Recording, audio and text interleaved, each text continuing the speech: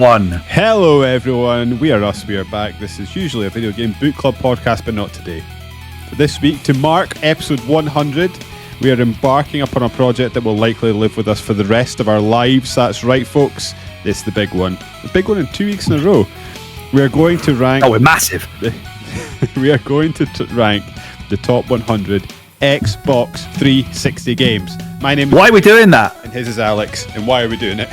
Because what episode number is this? 100. To mark episode 100. 100. 100 episodes.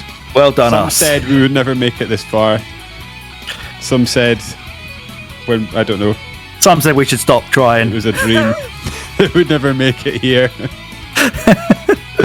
But by sheer, basically, what's the word? I just gone. Sheer. Unrewarded persistence. We've done it anyway. Alex, actually, before that, Yeah. I was sitting at work today thinking, I was hoping you'd get an anecdote going. every time I'm not going to do it today because I feel like it's inappropriate. It's like sort of talking about your ex-girlfriend when your new girlfriend's in the room. But I decided now, when we do a normal podcast, I'm going to give you a one-game Dreamcast game update on a Dreamcast game I've been playing in between episodes. Please. Yeah. So I've been downloading some Dreamcast episodes. Did you know there are 4 tennis games on Dreamcast?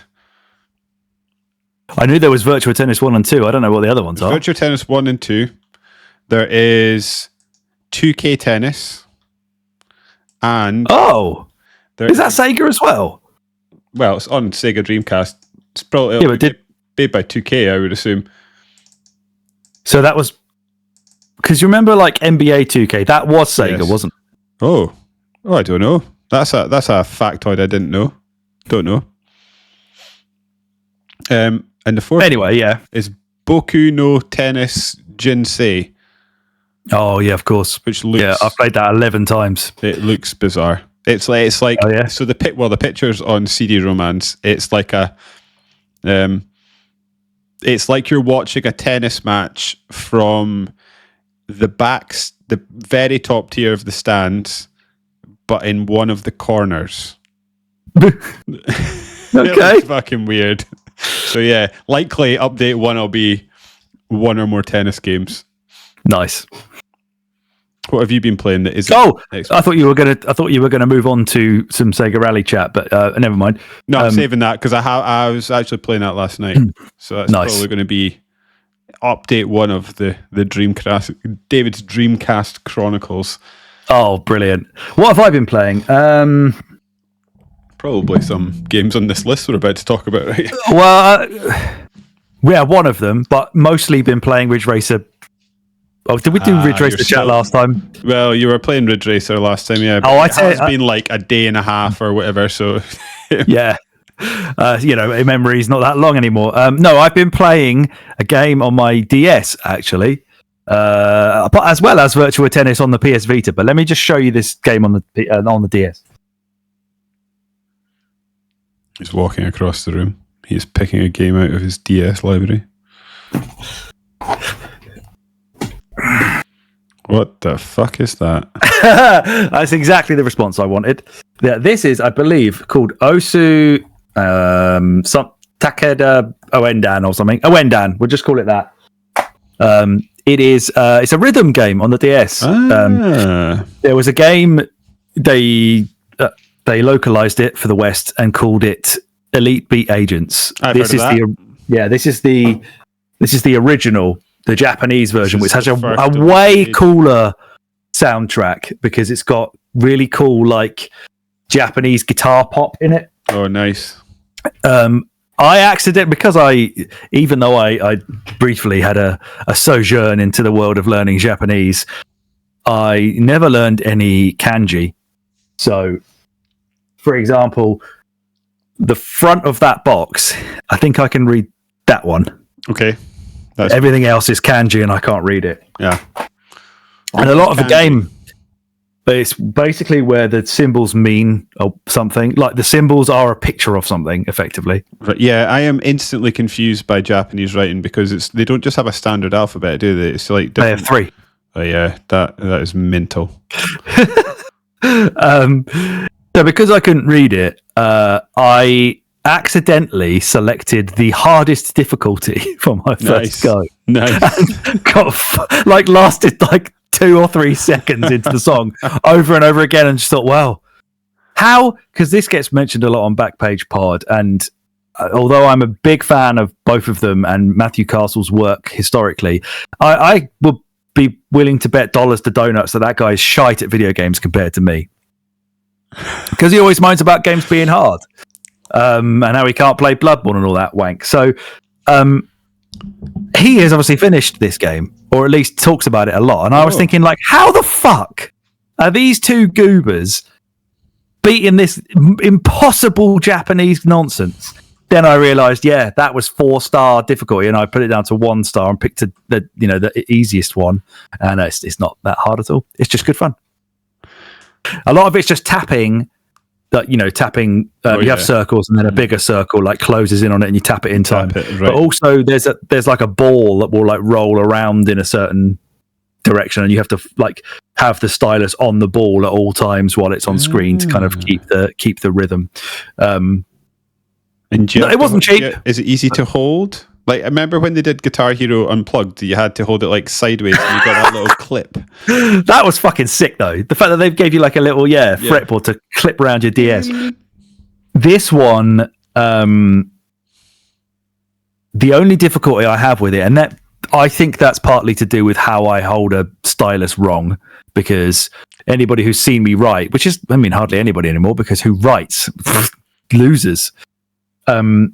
I write really weird. I write left-handed with my right hand. My dad's left-handed. Maybe he taught me how to write. But basically, whenever I was doing exams and stuff at uni or school, I would almost wrench my entire arm around the page and effectively write it side on. So I think that's how I also hold a stylus. And therefore, I cover up some of the screen sometimes with my big fucking meaty side palm. Yeah, so I can't see some of the stuff on the right-hand side of the screen. So I've had to try and learn how to hold it like a proper gentleman, like I would hold a quill and play it that way. So it's quite a refined experience, all told. Like a finessed Japanese samurai. Well, quite exactly. Like a fencer. Yeah. Just from across the room, just patting it. Have I played anything else in the last... Well, obviously I did an A-rank run of Resident Evil 2, as promised. You did. I think you can 2 hours, 17 minutes. I think you can get that under 2 hours. I could get it. Yeah. Unfortunately, the speedrun record is 48 minutes, so I'm not even going to bother getting close to something respectable. But for me, and for Chris, when I sent him the picture, he seemed suitably impressed. That'll do. I just want to do Claire B and get that 4th survivor mode, and it will probably be massively disappointing. Certainly, it always is. Mm-hmm. Always is. It always is. Do you know what isn't disappointing though? Xbox 360, everything about it. Xbox 360. Alex, do you want to give us a bit of a what is your relationship with the old Xbox 360?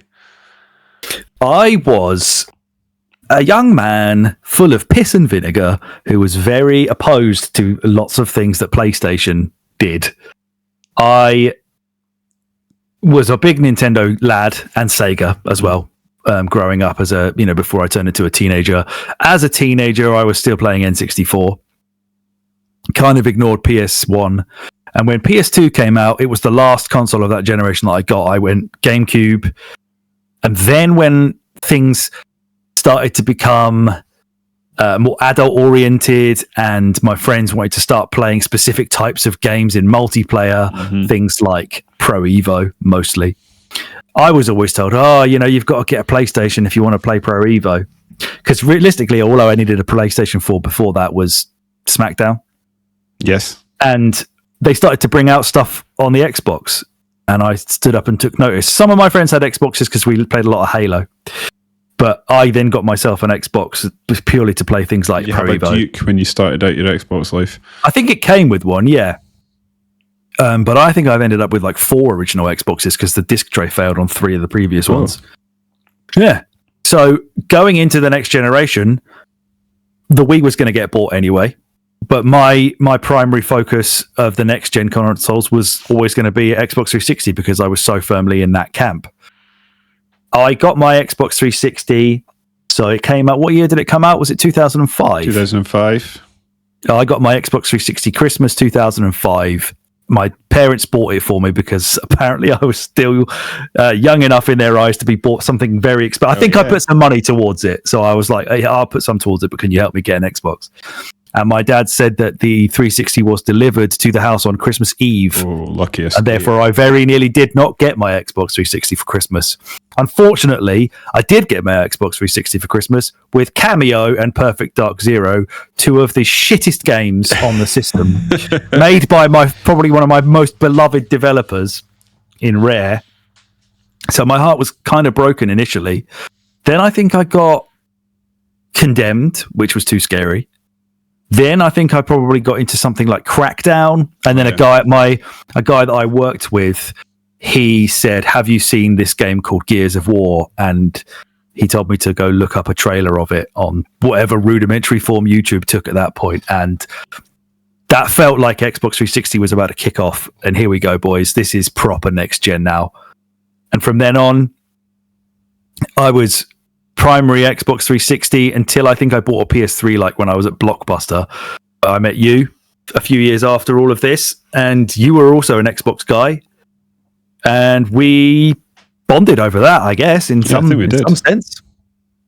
And it was throughout all my years at university, just Xbox 360 dominated everything that I played. I think the first time it was you, myself, and Andy and Joe. Yep. Was it Joe's son? Joe? Is it Joe? Oh yeah, of course, yeah. The peeping Tom. We had an away. You know, like I always think of them as like away mission exams or like away game exams. You know, when you have an exam that is not in your university, it's like in a hall somewhere else. Yeah, I'm sure we had an exam or like a prelim or something in first year, and we're standing outside in the car park, and I think we were both friends with Andy first, and then. Yes, we're standing in the car park, and it came up, and we were like, "Oh, something came up," and it was like, "Oh, I like video games," and it was like we had all said, "Oh yeah, I like video games," and I had kind of learned by that age when someone says they like video games, 99.9% of the time they don't like video games as much as you do. So you kind of play it cool, and you go, "Oh yeah, what you playing?" It eventually, like probably quite quickly, became apparent that you are every bit the lunatic that I am. Yeah. So yeah, it was a match made in heaven for me. It was indeed. I don't really know how I ended up on 360, to be honest. I had a PS1, PS2, loved them both, and then I think all my friends ended up sort of finding a way to get an Xbox because we all became obsessed with Halo and going around to each other's houses and playing, having LAN parties with that machine. And then the Xbox 360 came out like a year before the PS3, and I think it just became like partly that, partly, well, we're going to get it and play Halo anyway. So I queued up outside Game on release day with my receipt for my pre-order and 5 games. What 5 games did I get? I think I've done this before, but I wonder if I can remember them. It was Condemned. It was Project Gotham Racing 2. Of course, 3. 3? Mm-hmm. It would have been Quake 4. Oh, I got Quake 4 as well. Yeah, I forgot about that. It would have been Need for Speed Underground or Most Wanted Underground. And yeah, because I think that was out on the previous gen. I don't know if a FIFA came along. It might have been that. Might have been. Let's have a quick. I need to know now that I've launch Xbox 360 games, because it wasn't. I didn't get Cameo. No, because you were smart and not a sucker, like I was. That's so shit, honestly, man. It may have been FIFA 06. Oh, Call of Duty 2. It would have been. Oh, which is quite a good. Hey, that's not in this episode, but that's spoiler. That's making the top 100. Yeah. That's a cracker of a World War II game. That might be the best World War II game ever made, but we'll talk about that when that comes up. Yeah, but that is an I'm interesting one. that. I'm definitely going to sprinkle that in there. Play that whole thing through in anticipation of this. Works great on Series X, baby. And then sort of like you, but later than you, I didn't really agree with a lot of the decisions that Sony were making at that time. They appeared it was more expensive for a start. It was like 100 quid more. This was if you want to play a PlayStation 3, get a second job. Oh, yeah. And I was just like, well, no, I'll just play my Xbox, thanks. All 312 megabytes of RAM it brings with it, the power. So yeah, and I just loved that console. And I think sort of around that time, that sort of cemented. And it's a shame that, I don't know, it's both a shame and not a shame, because I was thinking about the announcement as of recording last night that Indiana Jones is coming to PlayStation after they've brought it out to PC. And for the first, I mean, like, I know that I am mega late to this party, but for the first time ever, I'm now sitting thinking, I have invested so much time and money into this library, and I'm looking at my Xbox thinking, is there any point in this thing anymore? It's a bit of a shame, because, like I say, whenever Xbox come out and it's like a sort of an E3 type event or Gamescom and they sort of blow the doors off, I get so excited. But maybe I just need to be excited about the Xbox, the publisher now, and accept that their days of being a console manufacturer sort of going away. I don't know.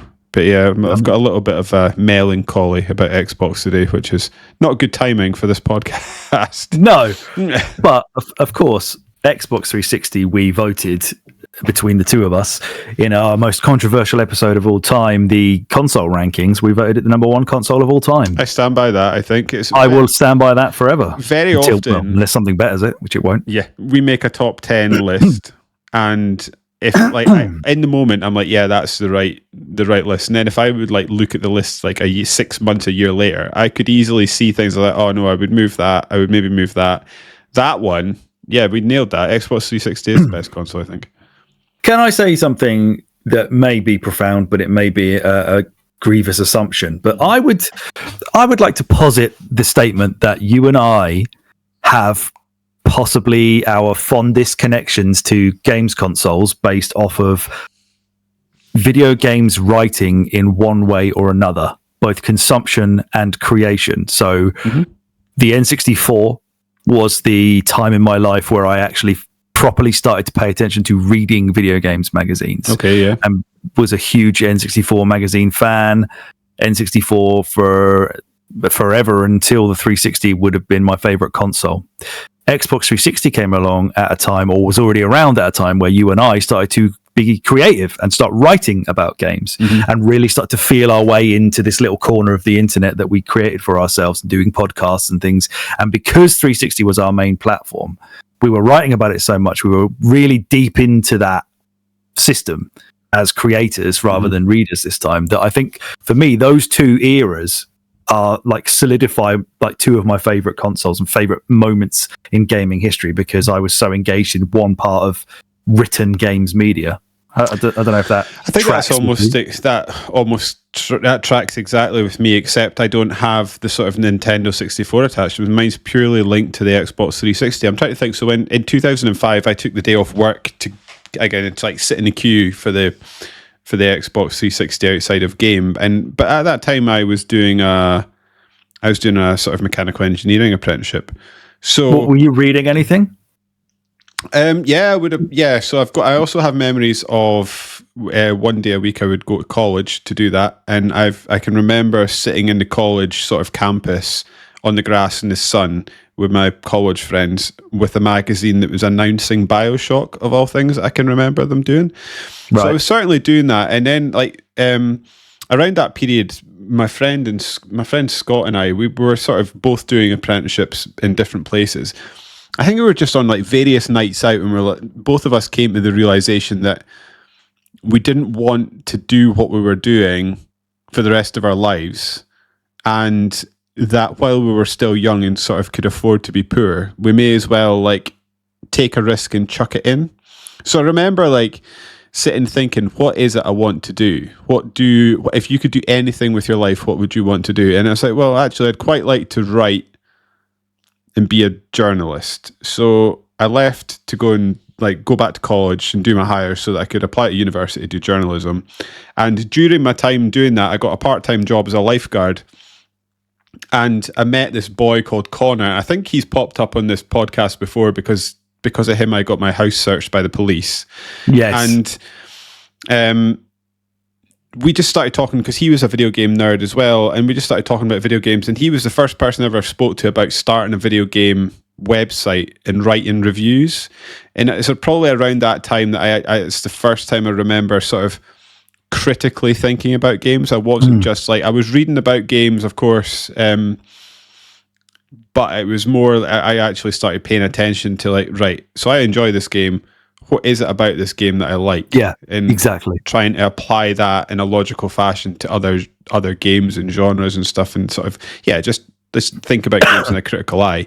And then I went off to uni to do journalism, and I met you. And I was being asked to think in a journalistic way anyway. It's the natural thing to then take your hobby and try and apply that, because you have to write a lot if you're doing journalism or media at uni.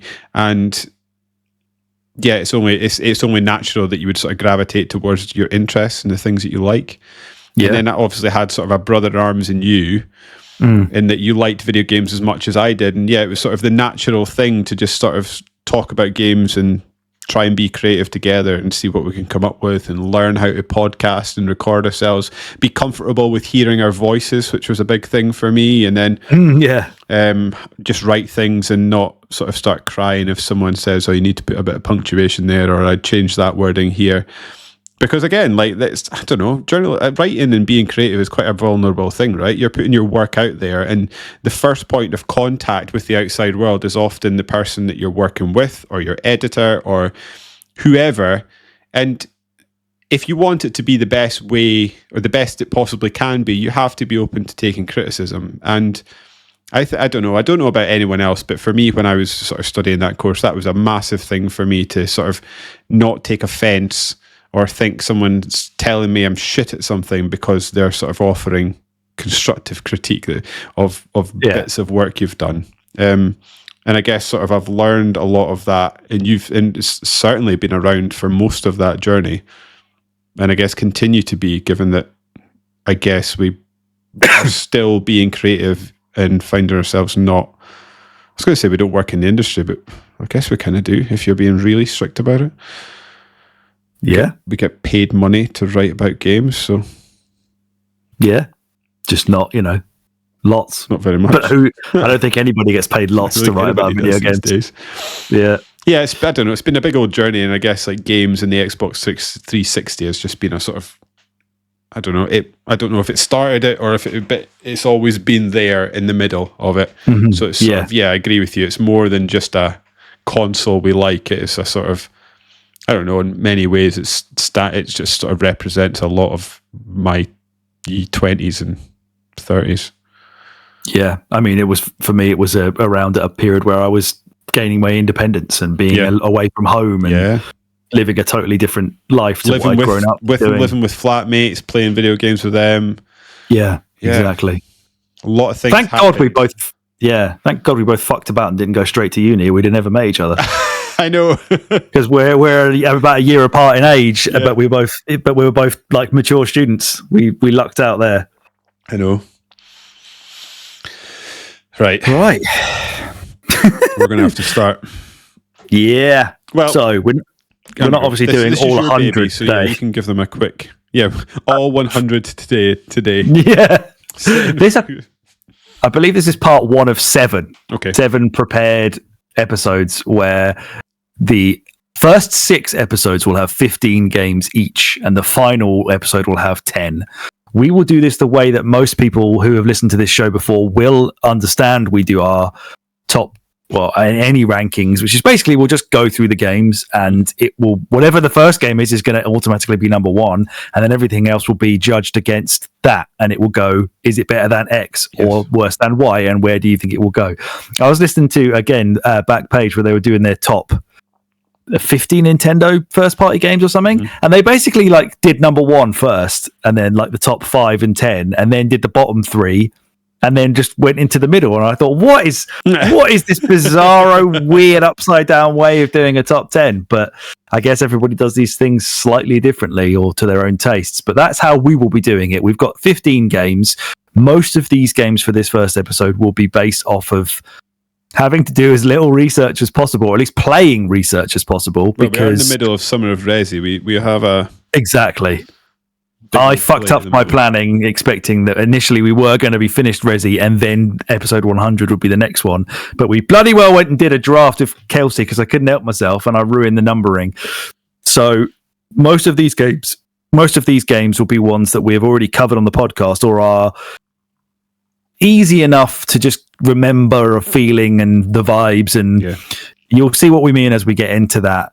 But there are a lot of games that haven't gone into the list yet. The list is not 100 strong at this point, and we're going to then stick them in a certain order. We don't have a full 100 at this point. There are games that we're going to hopefully discover. Yes. Some hidden gems or replay other games that maybe don't hold up as much as we like. It will be a fluid, ongoing thing. But at this point, these 15 are definitely top 100 worthy. And they will be done in alphabetical order. But I will pass the baton back to you if you had anything else to add on. The old baton has been passed back. No, I'm ready just to I'll pass the pad. All right. Okay. Well, David has been making notes today. I'm not. I'm gonna mostly wing it, but I think I'm okay. But David's got the more comprehensive notes, so I will start him off with the first game we're going to be putting in our list today, which is released on the 14th of May 2010. It is Remedy's Alan Wake. 14th of May 2010. Did you say? Yeah. I mean, you say I've got comprehensive notes. My first. Well, I've got none. So my first bullet point on this list of comprehensive notes is Alan Wake.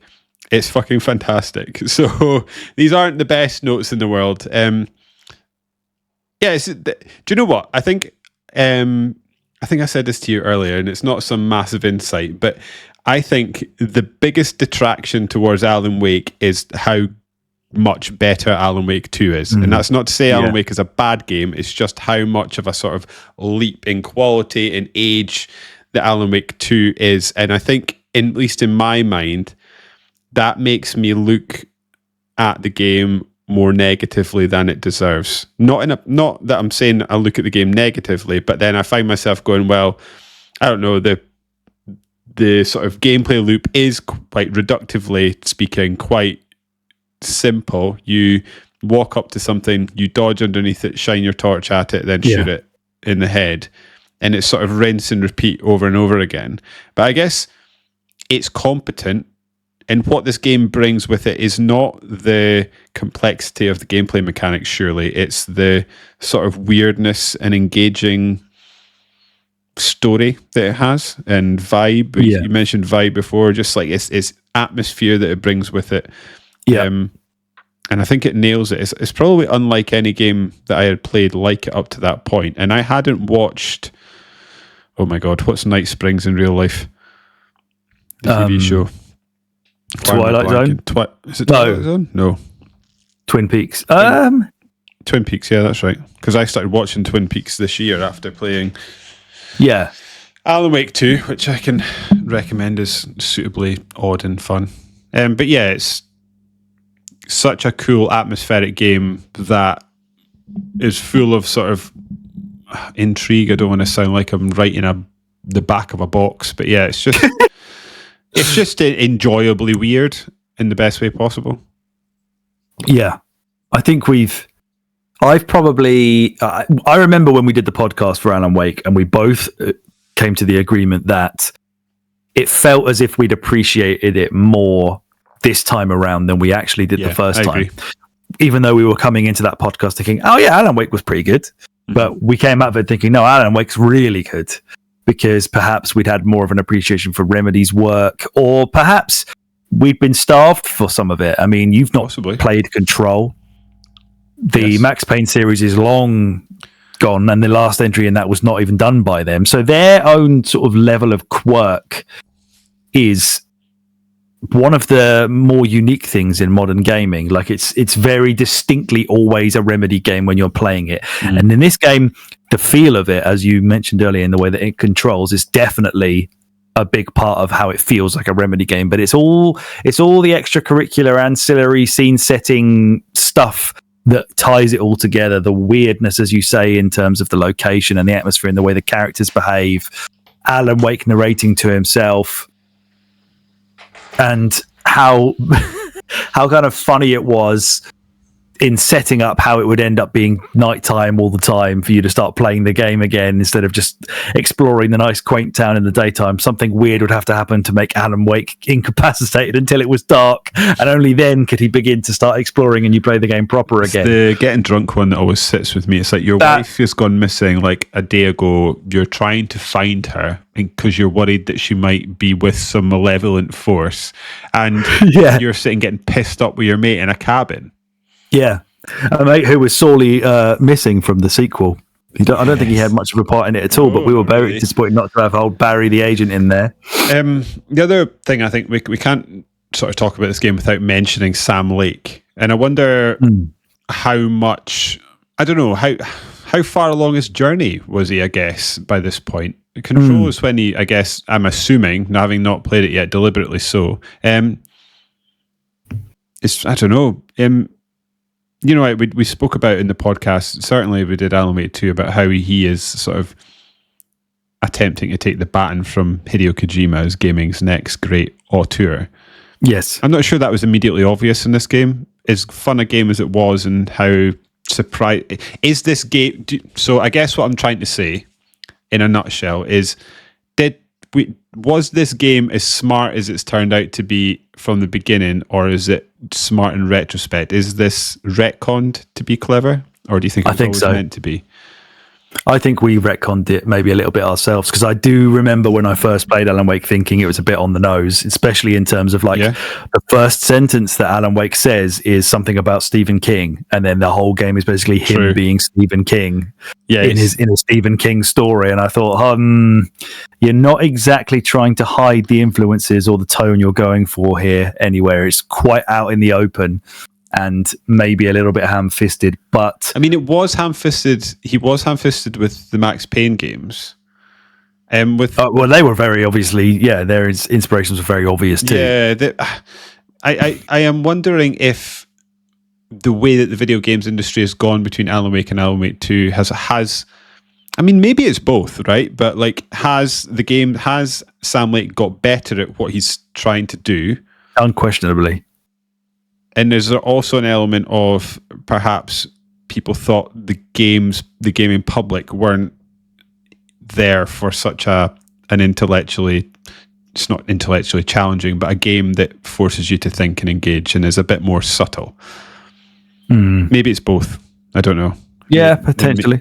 Maybe but then I'm sort of, to undermine my own point, Metal Gear Solid 2 exists, like the Metal Gear Solid series existed, and I don't know, they're simultaneously on the nose and quite interesting as well. I don't know what I'm trying to say. I'm just, he's an interesting guy, I guess, Sam Lake is. And I would say this game's quite a lot less profound than Metal Gear 2 is. This is more, this is more definitively straight fiction, and it doesn't really draw parallels to real world politics on the level that, you know, Kojima wants you to think it is. Does mean there's hope for us all though, because look how much better he's got with a bit of work and training. Hey, yeah.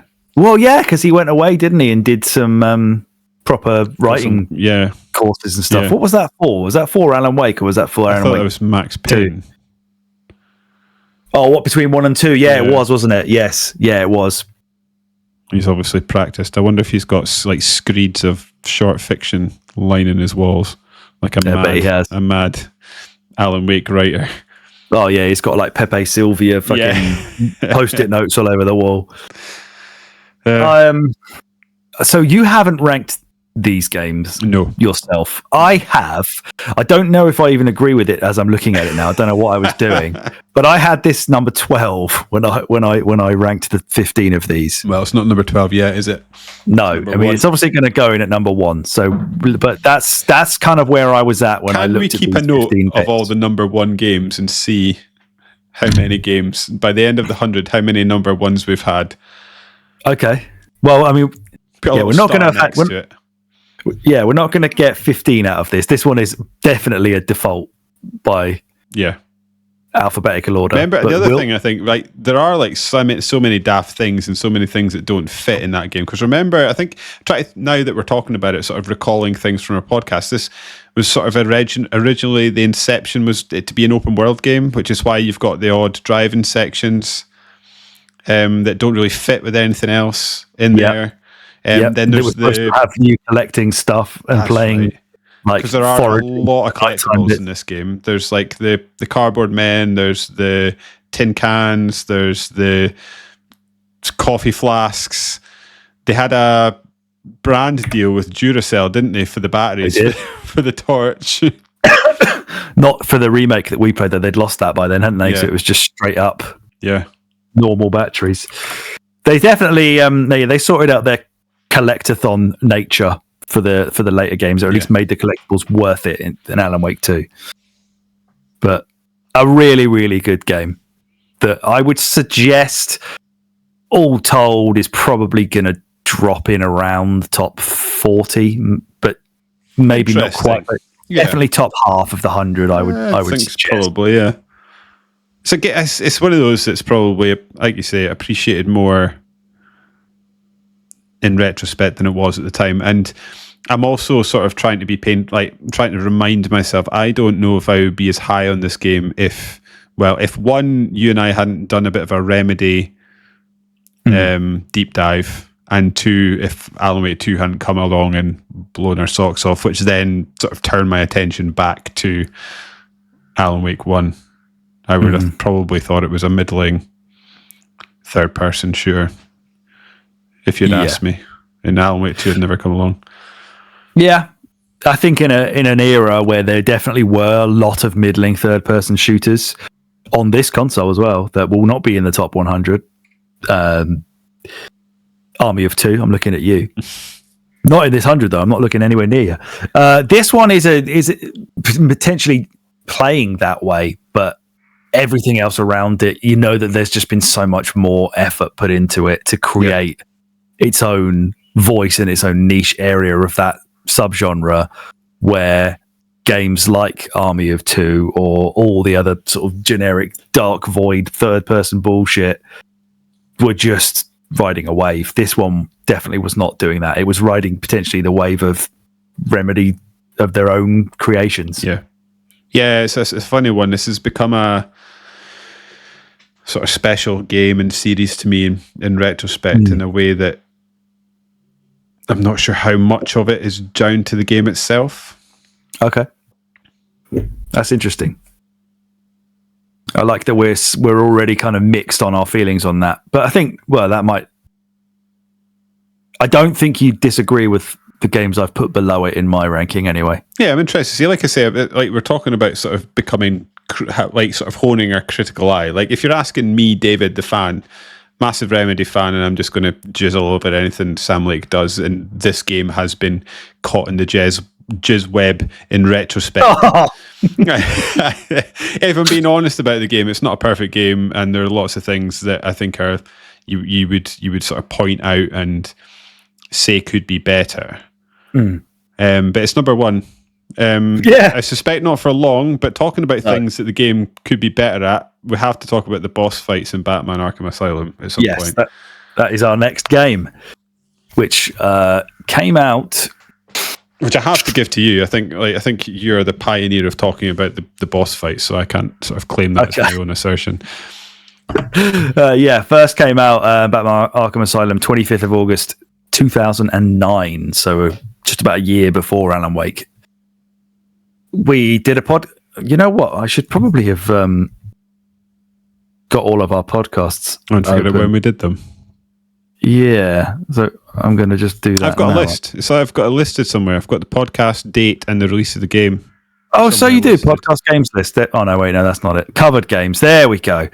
We did Batman Arkham Asylum quite recently, actually. That was this year. We did that back on. Oh, you really did put the dates of that. Oh, what a hero! That was the 24th of March this year. We did that one. Whereas Alan Wake, we covered Oh, last was that last It would have Spooktober? would it not have been the end of last year towards in the preparation for Alan Wake 2? That seems Yes, like a sensible sort of October to December 23.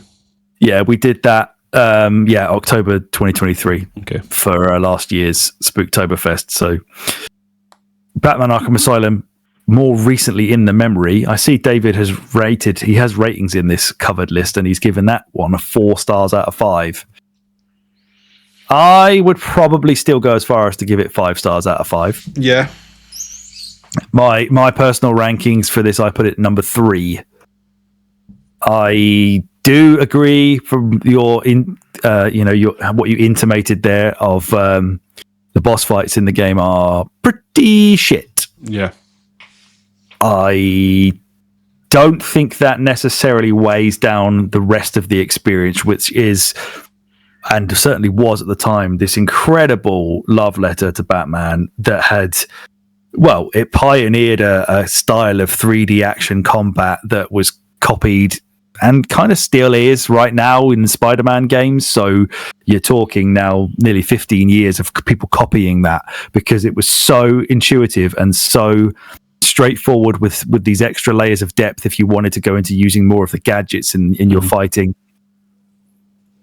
Coupled that with an incredibly suitably gritty environment where Arkham Asylum, this one kept itself grounded somewhat, or not in not being an open world game that immediately just thrust you into Gotham City, which would have been an easy thing to at least have planned to do at that Certainly point. in this era, where every game was open world for a while.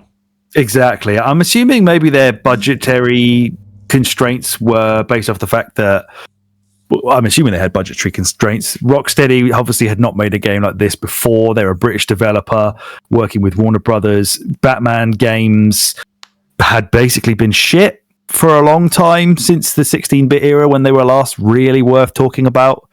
So perhaps the Nolan series of films, the trilogy of films he made, were reigniting public interest in Batman. They were obviously, the tone of them was transposed to an extent into this game, and it followed that level of tone, and probably struck gold at a time when this was at the peak of Batman fandom for everybody, and was just unlike any. I mean, it was probably the best superhero game ever made at that point. Spider-Man 2 would have probably been it before then, but this, without wanting to reuse the wanky phrase that everybody says and Donkey makes fun of, it did really make you feel like Batman at that point in time in a way that you probably didn't expect this kind of out of nowhere summer released AA game to do. But it's, as a big Batman fan, this was incredible for me, and mostly still is. Yeah, I would agree with you. I had totally had a mind blank on the recent Spider-Man games on PlayStation. But when I was writing my notes, and I was like, I can't think of a better superhero game than this. But the Spider-Man games are probably objectively better games at this point. It's funny when you're talking about that, like thinking sort of broadly about what they did. They basically just, like you say, lifted the tone of Batman, the Batman movies at this point, and transposed it into a game. The game's essentially a Metroidvania, so they didn't really think about the games. They didn't really invent the game's style. Were they the first ones to do the combat mechanics? Because that's maybe this game's legacy from a Rocksteady perspective. Yeah, I think so. Certainly with the whole thing above your head, press a button to counter it. Yeah, I'm certainly of the opinion, and I mean, I guess for the moment, I mean, I do reserve the right to change any of these assertions I make, given that we've got to do 100 of these games. But I think I've always said, and probably would maintain, that I think it's the best of that sort of Arkham trilogy, quadrilogy, whichever, if you want to include Origins in that. Because I like the claustrophobic nature of the game. I think that you're talking about me being made to feel Batman. It allowed you to feel like Batman without the sort of more over the top aspects of Batman, such as the Batmobile and whatever flying machine he's got and stuff like that. So because he was forced to be in a small confined area, he had to be the sort of the greatest detective in the world and rely on his wits and what he had on his person, which I think actually makes the game stronger. I think when you open out into an open world, like I said, it becomes less claustrophobic. And actually, like in the later Batman games, you get to drive about the Batmobile. I actually think the Batmobile, which is just like a weird tank, I don't think it, in my opinion, really brings all that much to the experience and improves things in any way. So I think, like you say, the bosses perhaps a letdown. I can't remember if I felt like that at the time. The bosses certainly get. I think the bosses certainly get better in latter Batman games. The they do. Ones. Certainly Arkham City had better bosses. The one that always jumps out of my mind, I need to go back and play it to see if it is actually as good as my memory, is the Mr. Freeze one in Arkham City. I remember that being really great. The other thing that I sort of, when we played this game, and I can't remember if I spoke about it in the podcast or not, but you know, like when it sort of sticks you into the enemy rooms and you've got to clear the enemies out. I think that got better in latter games as well, because I remember thinking that there was bits of it, and this is just sort of memory. I've got like memories of like creeping around, blowing up walls and things like that, and just like really feeling like I was sort of the Dark Knight messing with people's fear. In this one, maybe it's just my game style is a bit more direct than it used to be, or I just wasn't poking at it like I used to. But like, I would, unless the game forced me to do otherwise, I would sort of hang around up top, grab one of them, move, grab the other one, move, grab the other one, then kick the last one in the head. It was the game didn't really force me to be inventive. And then there's also the sort of the criticism of being in Batman vision all the time. Yeah. But that doesn't take away from the fact that it was a truly awesome game, and like you say, definitely up to that point, it was probably the best superhero game ever made. It would certainly be on the table for some people to say it still is, but I think... Oh, yeah. It's a game that if you like superheroes or you like Batman and you're sort of interested in gaming, I think it's quite an important one to play. Sort of absolutely brings things together in a way that's quite impressive and important, like you say, like the Metroidvania aspects, the tone, that combat mechanic. It's great. It is. It's better than for me. Wake. It's better than Alan Wake. Yeah. Yes. Yeah. So that's our second number one of the day. Oh, Jesus. What's the best way to do it if I do it that way? I've fucked about with all my things now. Top 100. Oh, okay, this is going to take some fucking around.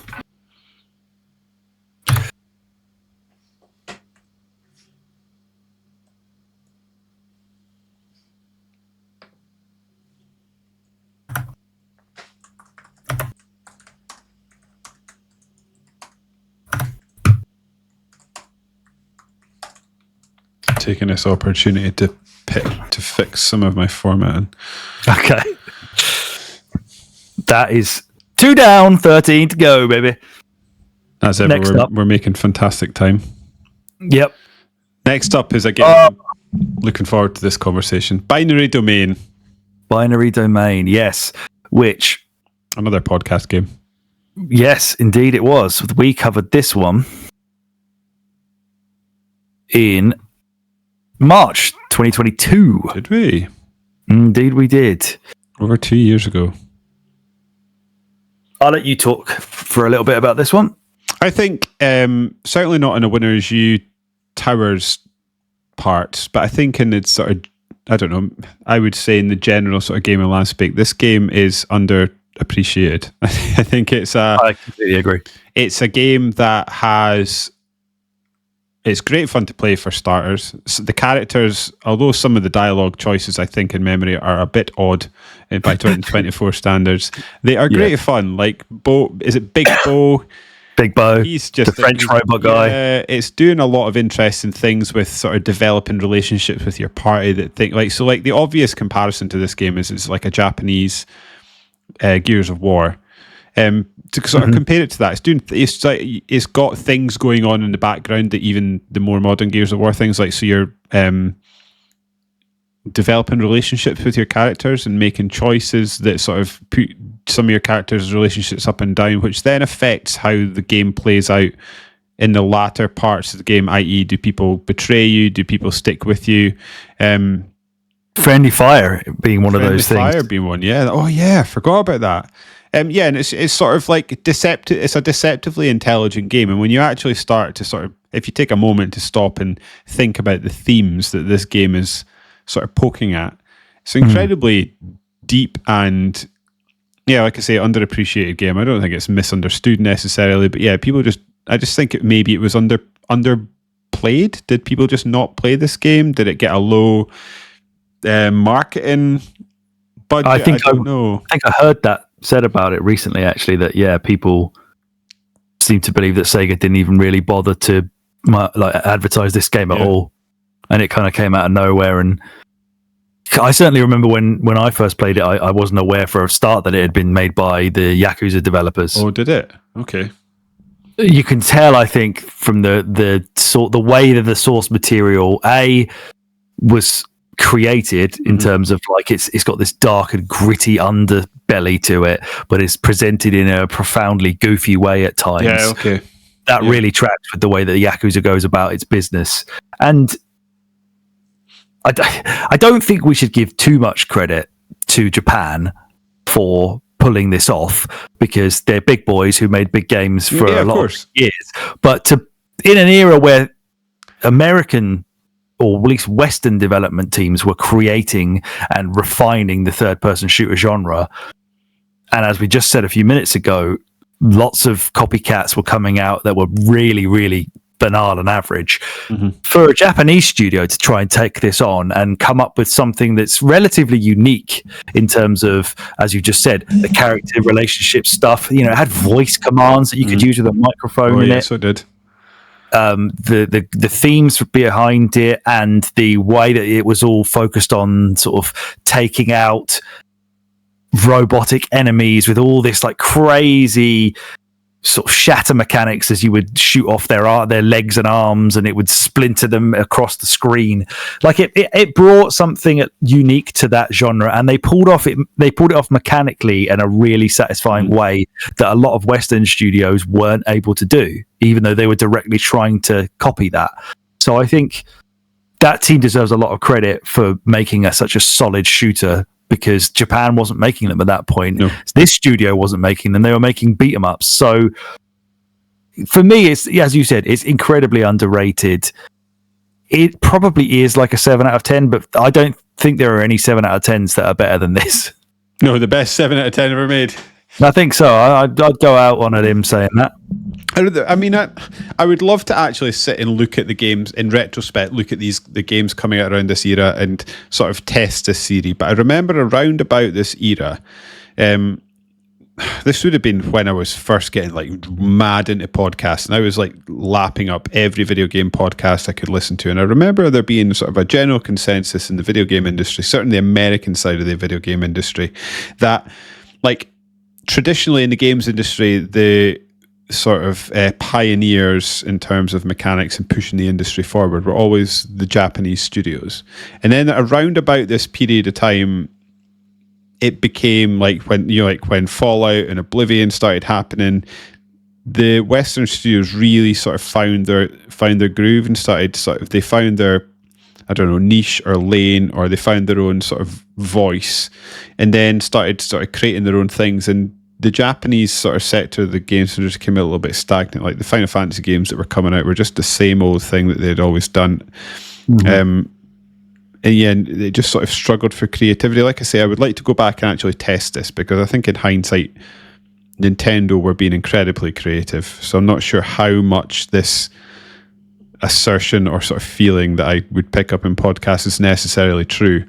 But I think as an industry that is obviously, certainly in Japanese sectors, we've covered this in many books that we've read and games that were getting developed, like they're very resistant to just copying someone or taking something from another country and riffing on it. And I actually think it shows a lot of a lack of an ego they would take this formula and just sort of build on it in interesting ways, which they absolutely do. And it's just a joy to play. It's just fun. Yeah, it's so solid. Like the gameplay of this, the only criticism you could probably level at it is that it's potentially a bit repetitive, but it's so in and out. It doesn't waste your time. It's all action all the way through. Boss fights I remember being quite fun. I don't really remember feeling particularly negative towards them. Agreed. Yeah. Which is always cool in a game like this. Mm-hmm. Yeah, it's just daft in the best way possible. It is. It definitely is. I had this higher than Alan Wake in my ranking. I don't think it's like night and day better than Alan Wake, but I think it's a better game than Alan Wake. Yeah.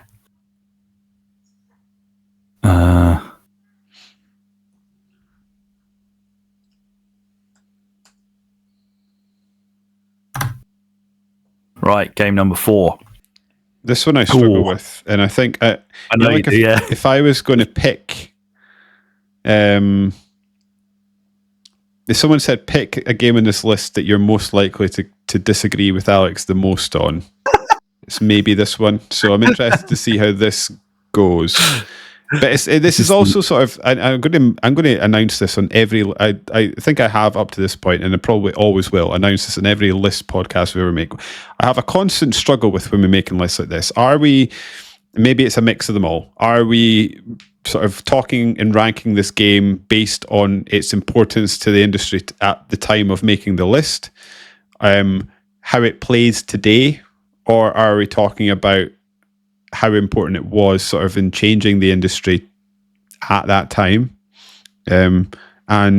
or how it plays today? Because to me, with Bioshock, which is a game we're about to discuss, there's a distinct difference between the two in my book.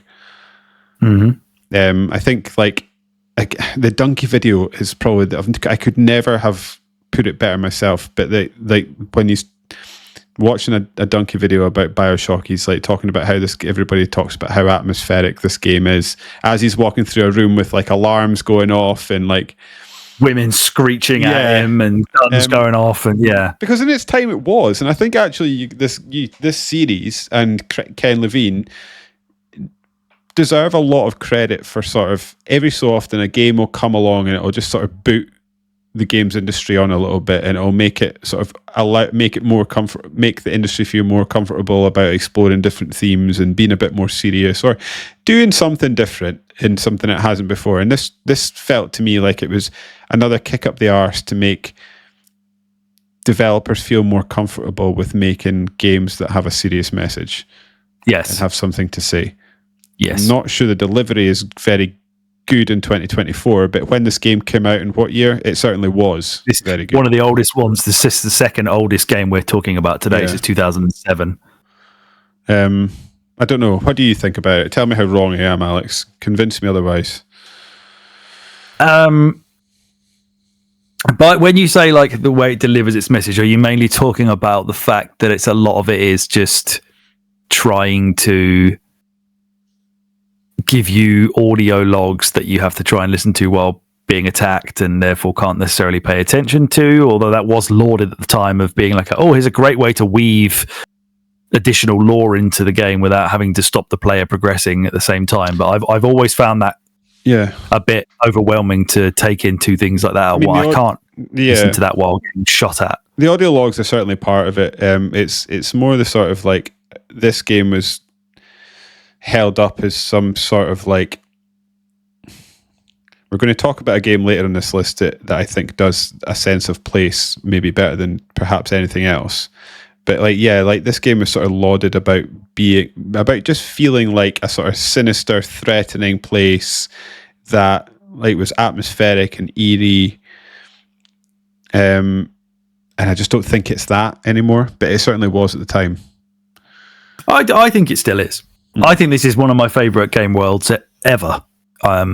Rapture is just such a special creation, and the way that it opens itself to you, like the way it presents itself to you from that opening moment where you swim through the fire to the lighthouse and you go up the stairs to the bath sphere and you see Andrew Ryan's little speech, and then it opens up on the sprawling dystopia underwater, or the underwater dystopia of Rapture. It just, just one of the all-timer moments in gaming. I don't think that hasn't lost any of its no, I'd agree with effectiveness. that. I'd say that is effective in that way right up until you meet the Big Daddy for the first time. What takes that away when you see the Big Daddy doesn't take it away. I remember the Big Daddy moment being incredibly effective, and then I don't remember it affecting me in the same way after that.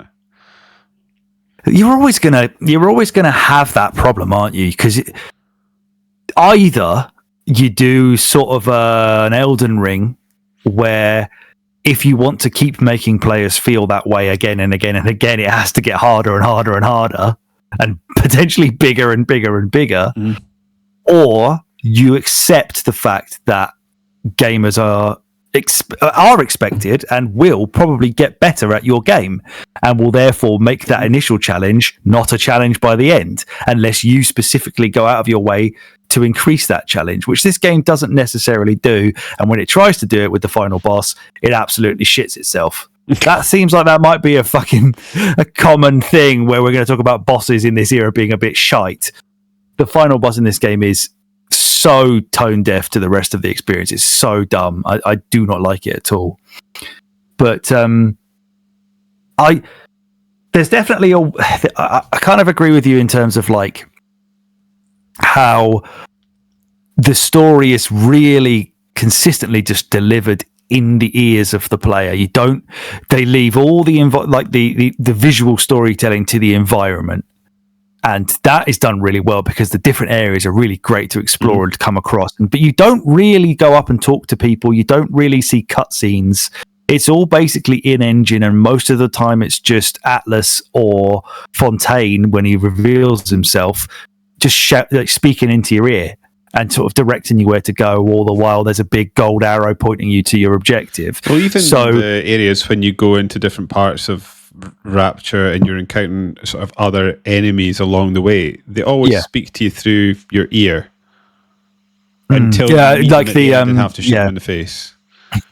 Yeah, and those almost all of those moments in the game are typically over quite quickly. They're weirdly not all that challenging compared to the general gameplay when you're getting swarmed by multiple enemies. If you're just fighting Sander Cohen, it's not that difficult when you shotgun him a couple of times because you are overpowered, and they wanted you to feel overpowered because they're giving you all these cool toys to play with, and they're explaining how you're going to be able to manipulate the game world and the enemies to be on your side and trap them and confuse them. And I think we found when we played it that we didn't really do a lot of that. We just shot stuff and electrocuted it. Yeah, and again, like this is less a criticism of the game; it's more a criticism of the era that the game exists in. But I think this game was one of the pioneers of this, which is why I always think of Bioshock when this comes up. It's another thing it was lauded for was being sort of morally ambiguous and at some points, and sort of. It was like, oh, which one are you going to choose, the good choice or the bad choice? When a lot of these games during this era, I mean, you can list them for days, like the Fable games, the Mass Effect games, this game, like it wasn't which are you going to choose. It was like, are you going to do a playthrough where you're going to pick the good choices, or are you going to do one where you pick the bad choices? And there was no incentive to sort of make an independent choice each time. No, it's incredibly binary, and mixing and matching doesn't really gain you anything. In fact, it gains you like the worst ending, I think, if you just kind of mix it up. It's you're sort of best going all in on one of them, but then and it just repeats. It repeats the emotional choice over and over. There's no different choice to make every time, is it? Yeah. It's not like it's a different named character you have a relationship you're choosing about. It's just another little girl, and they all look exactly the same. They all look exactly the same, and like again, this will come up in a racing game that we've got on this list later. But like, I've got a recent bee in my bonnet with games that. So like, if and correct me if I'm wrong, fully might be speaking shit here, but in my memory of this game is that if you decided to save the little girl, you got less of a reward than if you harvested her for Adam. In terms of being able to do upgrades and stuff like that. To me, this game's thing was it wanted you to unlock power-ups and play with the power-ups. And to sort of do one of these choices, you were sort of reducing your access to the power-ups. And Yeah, I think fair. if you're sort of creating your USP of the game, you want players to engage with said USP to sort of create a part of the game that you're maybe getting less of. That seems backwards to me. Yeah, fair.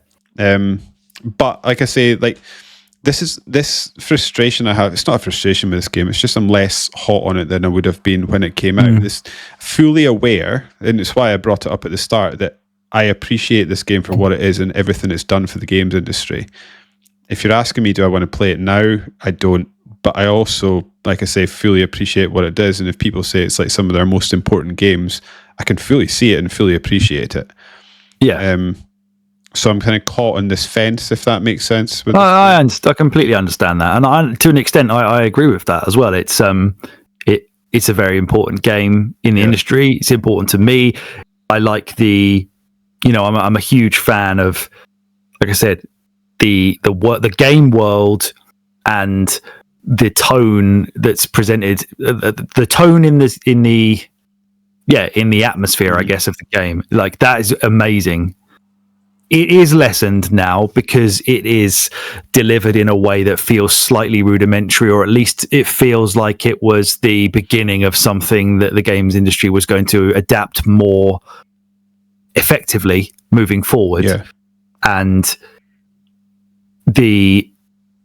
some of the not necessarily the twists, but yes, some of the delivery of things doesn't pan out as in an interesting way outside of maybe the first couple of times that you see it. Things like, as you say, the Big Daddy, the binary choices, like all of that does feel old now. The gameplay, I don't think, suffers necessarily. I think to play the game, it's a first-person shooter. It was never really propped up by its prowess as a first-person shooter, but it's perfectly serviceable and has at least the unique powers twist to it that I think still makes it enjoyable to play. Now, is the experience as, if you're going to pick up this game in 2024, having played, say, stuff on your PS5 and your PS4, if you're going to go back and play this, are you going to be as affected by it as we were in the sort of nascent days of HD gaming? Of course you're not. You're just not. And realistically, what I hold this game in my heart for is the feelings that I had the first time I played it versus the feelings I had when we played it again. I can still appreciate what it did and what it tried to do, and that game world to me is very, very special. But I will absolutely concede that there are games we're going to be talking about today that are better than this, that I would not have said so at the time when when Bioshock was in the current gen, I guess. Based on what we've picked now, it's number 2 for me. Yeah, agreed. And saying all that. So, yeah, we'll see where it shakes out. But yeah, like I say, I don't want to. I feel like I'm kind of playing devil's advocate, but also I don't know, because I fully appreciate what this game is and what it's done. I don't want to come out. I know I'm stripping over myself here. I guess I'm just trying to say I don't want to come across as like some sort of mad Bioshock hater, because I'm far from that. I just think it's an interesting one based on its age and how the industry's changed. People can listen to the very first podcast we did, or at least the first game we covered on a podcast, and hear that you're definitely not in that. You're not a Bioshock hater, even with how you feel about it. I really want to play Bioshock 2, because I remember liking that more than it got credit for. In terms of like Metacritic, it's basically joint second highest of all time, the ones we've covered. The next one in our list that we need to talk about, it's Call of Duty 4 Modern Warfare. Well, I either have no notes for this one, felt I didn't need notes for this one, or it's gone when I've been moving this over machines. I really wanted to get a game of this in before we did the podcast, because I installed the old remastered thing, but nevertheless, this has got to be right up there with the best Call of Duty games. I think there's only a couple that I would potentially put above this. Yeah. This was when Call of Duty was still honest and pure, and this was a genuine revolution in online console video games. Yeah, it was. The way they crafted the upgrade trees and the kill streaks and the prestige and all that stuff that they added to this multiplayer really, really was so far ahead of its time. It was so unique. It was so brilliant and engaging that they have never stopped doing it. And we're talking about a game that's 20 years old almost at this point. 2007. So yeah, it's funny how old. Sort of just from a pure mechanics perspective, how much of that sort of generational leap, firstly, this game was compared to everything that came before it, and how little that sort of gameplay loop has really adapted since. Yeah. It's still, like, if you were to pick up Call of Duty Modern Warfare today, I would hazard a guess that you would think it's probably every bit as good in terms of pure mechanics. Yeah, it might probably look a bit ropey around the edges in terms of graphics. Yeah. But in terms of gameplay, it'll be every bit as good as the modern Call of Duty, I would think. And it's funny just how it just blew the doors off of the first-person shooter industry, just became this all-conquering behemoth to a point that, like, yeah, other games probably make more money now, like Fortnite and stuff like that, but it never really has dropped the crown. I mean, there's been some dodgy Call of Duty games over the years, but since this game came out, it is just... I don't know, like, if you're talking about sheer importance to the games industry, there can be probably few games that has got a legacy like this one. Yeah, this is, this is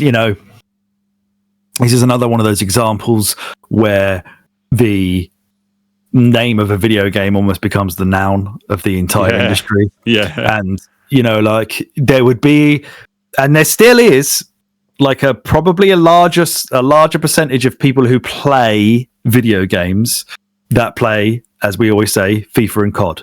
Yeah. There are so many guys, probably, women too, but mostly dudes that you would know, who would be the ones that David talked about way back at the start of this episode of, they say they like games, but they don't really like games in the way that I do. That's who we were talking about, the COD and FIFA people. My brother-in-law, my sister's husband, is a COD and FIFA guy, or a Battlefield he was and FIFA guy. That's because of this. Call of Duty 1, 2, 3 were really good World War II games. Well, actually 3 I think people don't really like very much. I remember hating 3, but I would maybe need to go back and remind myself. Yeah, they were... they were amongst the best World War II games that you could play. Call of Duty 2, for being close to the launch of the 360, was quite a visual experience. But Modern Warfare was, one of the first games that we'd really played of significance that was set in a modern era, which doesn't say much for the era that we were in at the time, that there was plenty of warfare to talk about. But... It had that hook to it, and it's not just the fact that they basically revolutionized console multiplayer. It's also the fact that they really, really took their single player campaign to cinematic levels and made it personable in a way that just they'd never come close to before that. The Captain Price and Soap and all that shit. I still remember them. I can't think of many FPS games that there are actual characters that I'm still remembering. Yeah, exactly. Exactly. The campaign is phenomenal. It's one of the best, certainly of this, on the Xbox 360 first-person shooter campaigns. This is right up there because of the sheer level of variety and invention that they put into it with things like sniping and night vision stuff. Yeah. It was just every level will have a special meaning to certain people, and people will remember, like, so many of these individual levels the way they will remember the individual multiplayer maps. It is, it was a phenomenon, and it deserved to be, because it really just was so exquisitely made first-person shooter. Yeah, it truly was. Like I say, it probably still is. Yeah, you could pick up the remaster of it, and you'll probably feel quite a lot of comfort for how pleasingly bare bones, although not bare bones, but for this series, bare bones it is, because it will feel pure to you. Yeah. And pure, like COD at its peak, is what I like. In the David narrative of life, the worst thing about this game is that it single-handedly killed World War II shooters for like a generation, which I think is there wasn't many of us, but I think you were probably one as well that still liked a World War II shooter. Yeah. It's like, I still like them. Please keep making them. World at War came after this, but then didn't it? I really liked that. That was great, and then that was like the last one, I think. They were kind of went Cold War, and they went Call of Duty World War II came out a few years back, but people don't seem to like that very much. I think Treyarch went Black Ops not long after this game came out, and there was like the funny who's the better Call of Duty maker, Treyarch or Infinity Ward, and they would sort of trade off each year, and everyone was like, "Oh, it's definitely Infinity Ward," and then Vince Zampella and his mate got like forcibly removed from Infinity Ward, and I think Treyarch took up the mantle after that. Yeah, and now there's like 4 studios that do it, isn't there? Yeah, Sledgehammer they started off as a support studio, and then they became their own thing, and I'm sure there's more that since I've sort of tuned out of the Call of Duty universe. Me too. Where does this one sit? I had this initially number 6, which was below both Bioshock and Batman, but above Binary Domain. That's how I'd ranked it.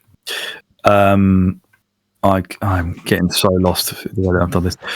But I would happily put this above Bioshock if that's where you want it to go. That's where I would put it.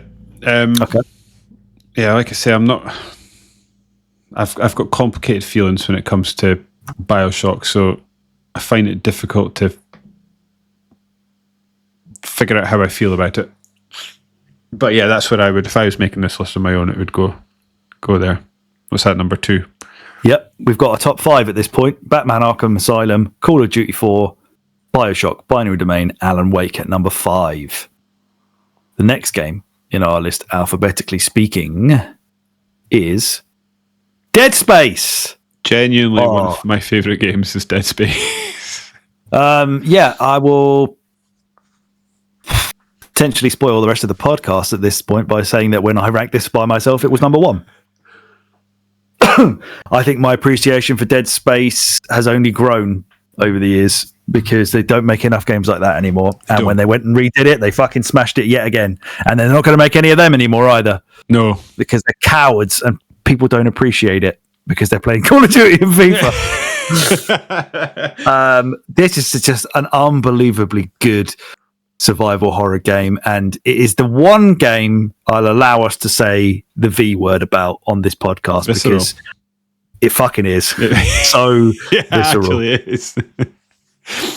Yeah, it's just everything about this game that I just think was fantastic. It came along at a time when sort of because it's aping a Resident Evil, right? It's like sci-fi space Resident Evil. People were sort of beginning to get frustrated with the Resident Evil series, and this game came along and just, to me, at that time anyway, again, sort of bearing in mind I wasn't into Resident Evil like I am now, but I was just like, this is how you do a horror game. Like, and everything about it, like we're talking about, like lived in space with Bioshock. Ishimura felt like a character in its own right. Yeah.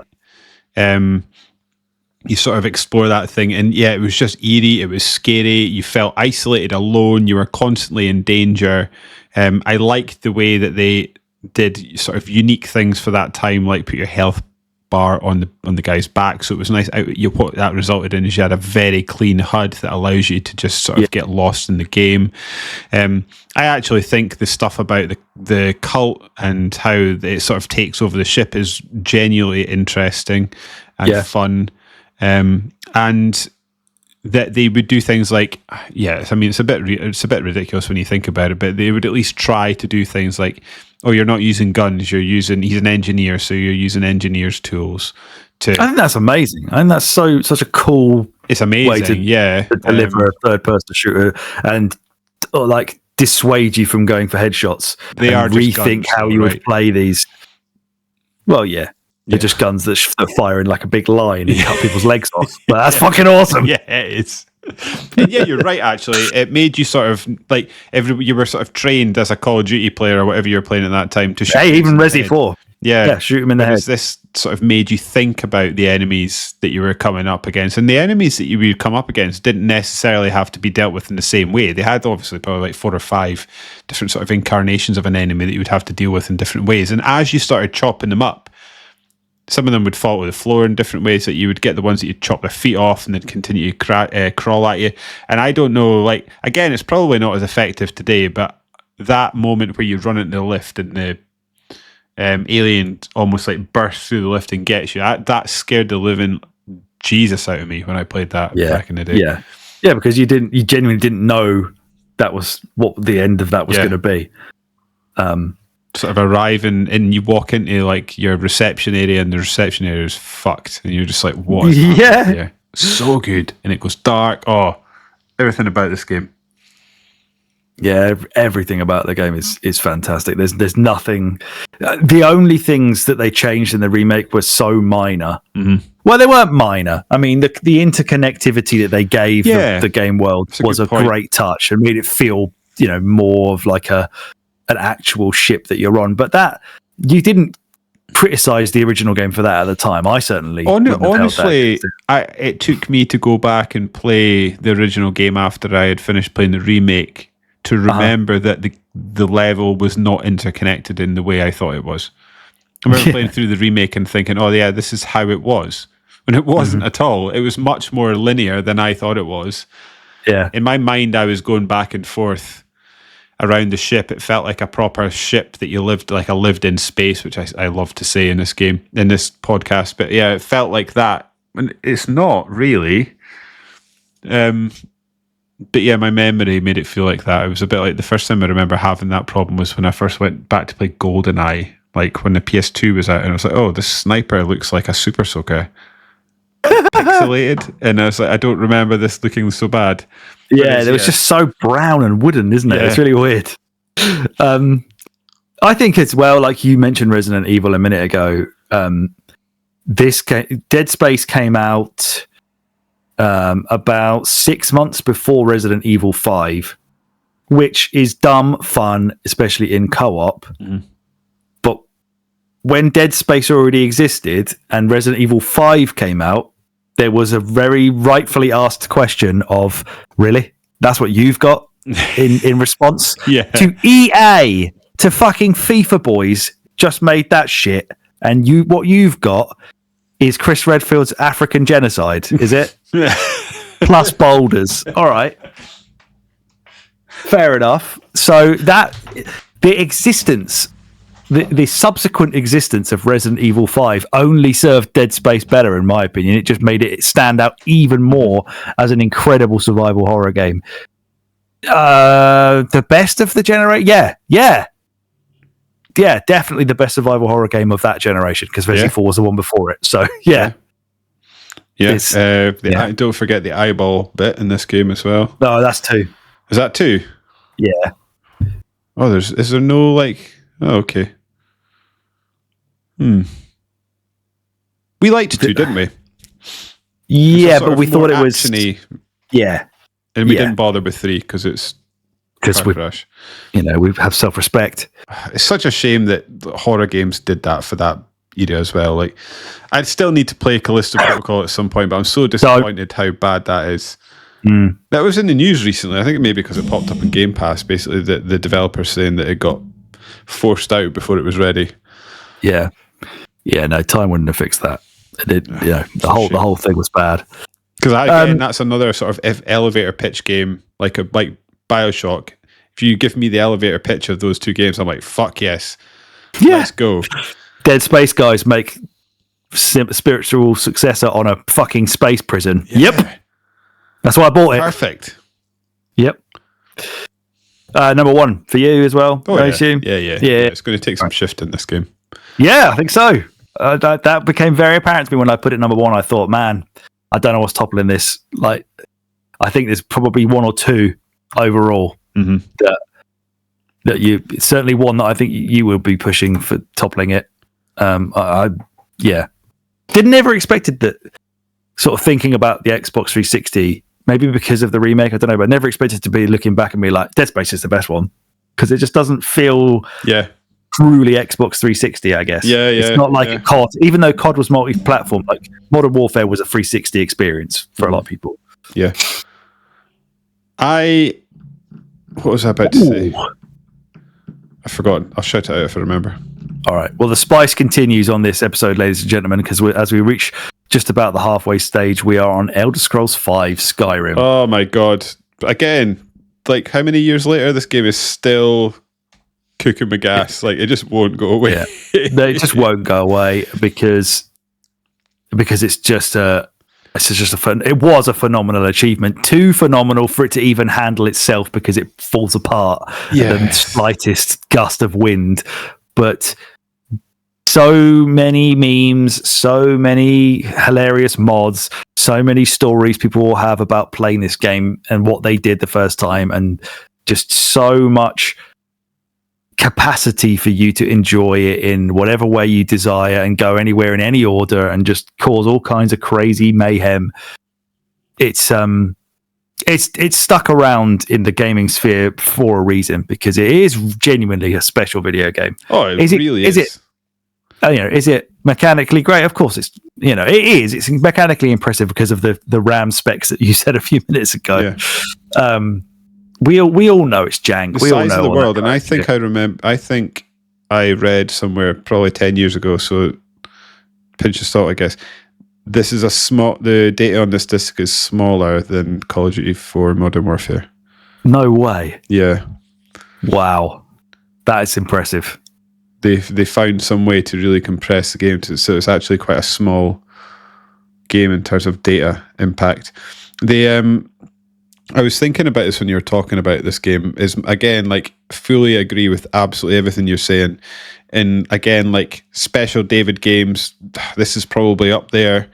I do think, if I'm being fair, I have to apply the same critique of this as I did for Bioshock. I think, like, time has not been so kind to this game, and I think there are other developers that have come along and done sort of Elder Scrolls style games and sort of Western RPGs that are much more coherent, don't fall apart if you poke it in the wrong way, have great stories. Like Bethesda are still to this day suffering from the sort of glossy doll that's dead behind the eyes, sort of character interaction. Like, again, impressive for what it is. You can't say that I don't know, were you ever attached to any characters in that game? Was there anyone you're like, I really like them, or are they just like this dead thing speaking to you? I don't really think Bethesda have necessarily ever written like an all-time great video game narrative. I think they fill their games with tons of character, really interesting areas and worlds to explore, and good script writing, pretty good voice acting for the most part, certainly around this time when Fallout 3 and this were around. But in terms of like the central narrative to something, I don't necessarily think that they're all that gripping, which probably goes to explain why I've never completed the actual main story of this, even though I've played Elder Scrolls probably for about 150 hours. I agree. I think I'm exactly the same as you. It's the world. The premise is great. The premise is great. The world that you poke around in is so much fun to poke around in. And it has glimmers. I mean, like, there will be the odd mission in a Bethesda game where you're like, that was an amazing mission. That mission was so good. Like, the one that jumps out to me that I remember being really good is the one where they send you to, I don't know whose party it is, but you've got to like dress up in fancy clothes and you've got to walk around the party, interacting with people, like speaking to different people, and then you end up like sort of making friends with this old like Khajiit who then causes you've got to then put something somewhere, which she then causes a scene which allows you to sort of sneak backstage, get your stuff, and then sneak off.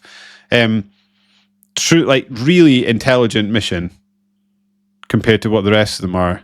And then you'll just have a lot of slush. A lot of go into this fucking cavern. Yeah. Or this tomb, and there's a ghost at the end. Like or a skeleton. Yeah. Like there's bits of I've just finished playing Starfield relatively recently, and like there's aspects of that game in which like Bethesda can do this. There's like some truly excellent writing, and then other bits you're just like, what the fuck is this absolute mess of a mission? And and I guess a lot of it's because you're just like, I guess a lot of it's just like you'll find 1,000 side missions and then be like, oh, what was I doing again? What was the fucking point of this game? I can suck out a dragon's soul or something and shout at people loudly. Yeah, okay, I mean that's rad. Like you say, I agree with you in terms of like there aren't many better worlds created. It's absolutely fantastic. Love it, and interactive and just sort of the incidental stuff that happens is what this game does well. But then is it Outer? I always get these mixed up. Outer Wilds or Outer Worlds? Outer Worlds. Worlds. Sort of came along and made a Bethesda-like game that was intelligent, engaging, had great characters, had cool mechanics. And then there's the games that would come along in later generations, like The Witcher 3. And I'm just like, no, maybe what I want from an RPG isn't just a fun world to poke at. I want to be like emotionally invested in this thing. And I don't remember ever being emotionally invested in Skyrim. Like, remember I think we get married to that game, build a house, you get a kid that gives you like a bit of bread every hours or something like that. Yeah. I think we've discussed before, or at least I've brought this point up before, that basing The Witcher basing The Witcher around an established central character that's already been written by an actual author, and you only play as that one character, and you're embodying this person, will always be more effective to me in a game that's going to expect me to sit around and pay attention for 100 hours than just creating some faceless, nameless twat who doesn't say any words. Which they tried to fix somewhat in Fallout 4 by giving your character a voice, and then nobody liked it because you only had one voice to choose from, and it was shit. And people were wanting to read the dialogue in their heads and have that voice in their heads be that character. So, yeah, I prefer it when we're stuck like, oh, I'm Geralt. Okay, let me try and get in Geralt's head and figure out what he would do, and then be excited by how he reacts to things the way I expect him to, rather than just this guy who's a dragonborn because I made him look like a fucking cat and it's funny. Oh, well, look, there's Macho Man and Thomas the Tank Engine. But hey, again, we are talking about on 360 realistically, but this game has obviously had many remasters. The remaster is still great fun to play. Yes. The core mechanics of Skyrim, as I said, is full of jank, but and you'll have fun laughing at how stupid it can get, but just walking about, finding new areas, playing with magic and arrows and swords and shields and being in a massive fantasy world, there are very few games that have ever come close to creating something as enjoyable as like a big fantasy sandbox as this game has. Yeah, I agree. It's hard to place this one. It is hard. I'm going to pause it. Better than Binary Domain, worse than Bioshock. I had it worse than COD as well. Well, we've put COD over it now anyway. Does this go above Bioshock for you? If it's a hard one, because I think like in terms of like what are these games bringing? They're both sort of living and dying in their world creation, and both of them have nailed that. Yeah. So then I look at what else they're doing. I think the story's better than Bioshock. Definitely. I probably played Skyrim for about like 4 times longer than I have played. Would you play Skyrim now? Yeah, I played it like last year. Yeah, I think it's still installed on my Xbox. You said you wouldn't play Bioshock again. Not unless I had a reason to. Like, we decided to go back and podcast about it. I don't know. I could see it going above Bioshock, but again, like I'm also aware of. Yeah, I don't know. Where would you have it? I think. Well, I had it below Bioshock initially, and COD. So, but yeah, it's toss a coin between this and Bioshock at the moment, of which goes in at number 4. But hours spent, we've put more into into Skyrim. In terms of sort of legacy, there are a few games that have sort of had a longer life than Skyrim. Yeah, that's true. I don't think people go back and look at Skyrim and talk down on its central themes and mechanics the way they probably do about Bioshock. That time has been less kind to Bioshock, probably because it was so amazing at the time, and now is less so comparatively, whereas Skyrim was People say- amazing, it's but also funny. you could see the flaws, and then the Yeah. flaws still remain there, and funny, you're like, oh well.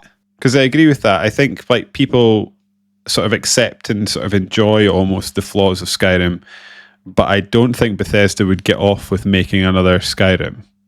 No, absolutely not. I think people would be very down on it. The writing's better in Bioshock. It is. I don't know. I'm trying to think. I mean, like, I prefer, and maybe this is a sort of Mario Kart thing, like but then, like, to me, I am much more emotionally attached to Oblivion than I am Skyrim. And I'm trying to think, would I put Oblivion above? I would, in terms of like emotional attachment, again, above Bioshock, but it's not a better game than Bioshock. So if I saying I like Oblivion more than I like Skyrim, and I'm saying put Skyrim, we're talking about putting Skyrim above Bioshock, but I think Oblivion's worse than Bioshock. I don't know. Okay. That's what I'm saying. I've confused myself. I guess we've answered that then. Let's put it 5. Are you happy with that? Would you put it at 5? Yeah, I had it below Bioshock before, so that's yeah. Where it goes. Yeah, goes in at number 5. Do we need a halfway drinks break? I think yeah, let's do that. Go and have a very nice cup of tea. Yeah, sounds good, mate. Back before we talk about FIFA 10. Yeah. Stick around, folks.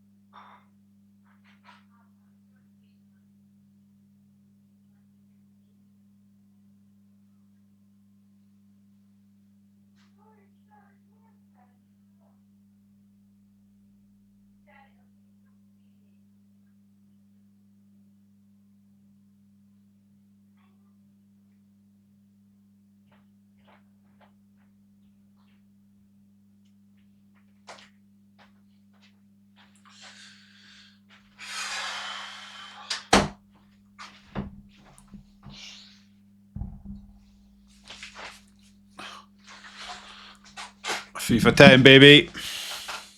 Yeah, did you get a game of it in the other night? I did, yes.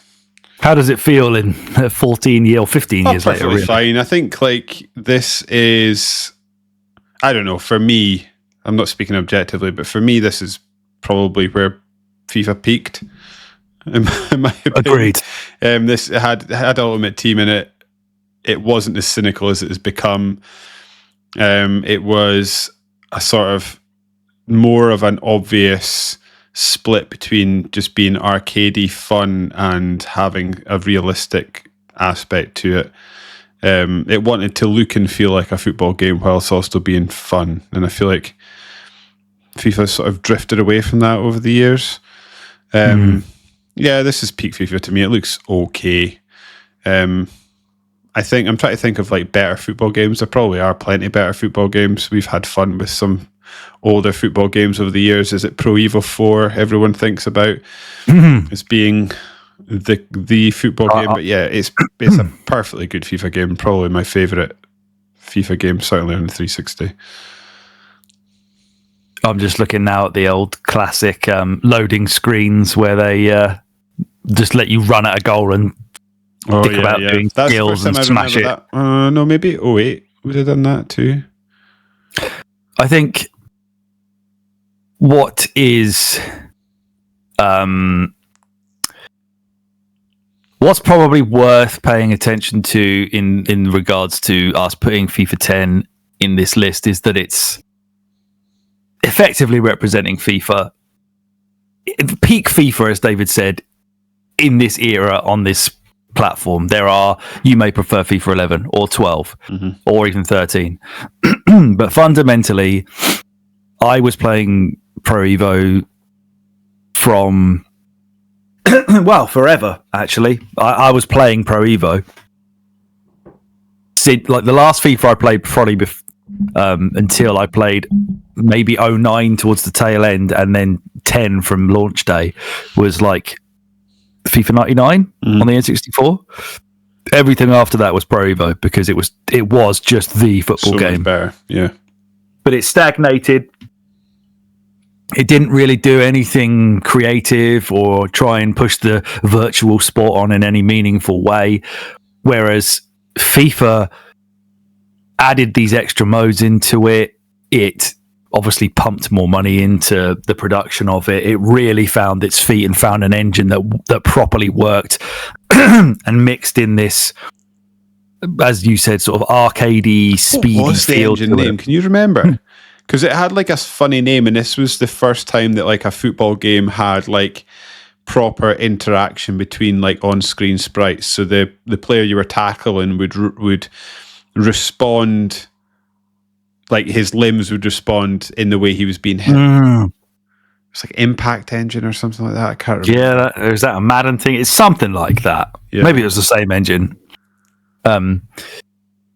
It seems like FIFA 09 kind of was the first time that it had really taken over from Pro Evo, and then they ran with that, and FIFA 10 just absolutely cemented it as like the football game to play, something that I could never have imagined being the case.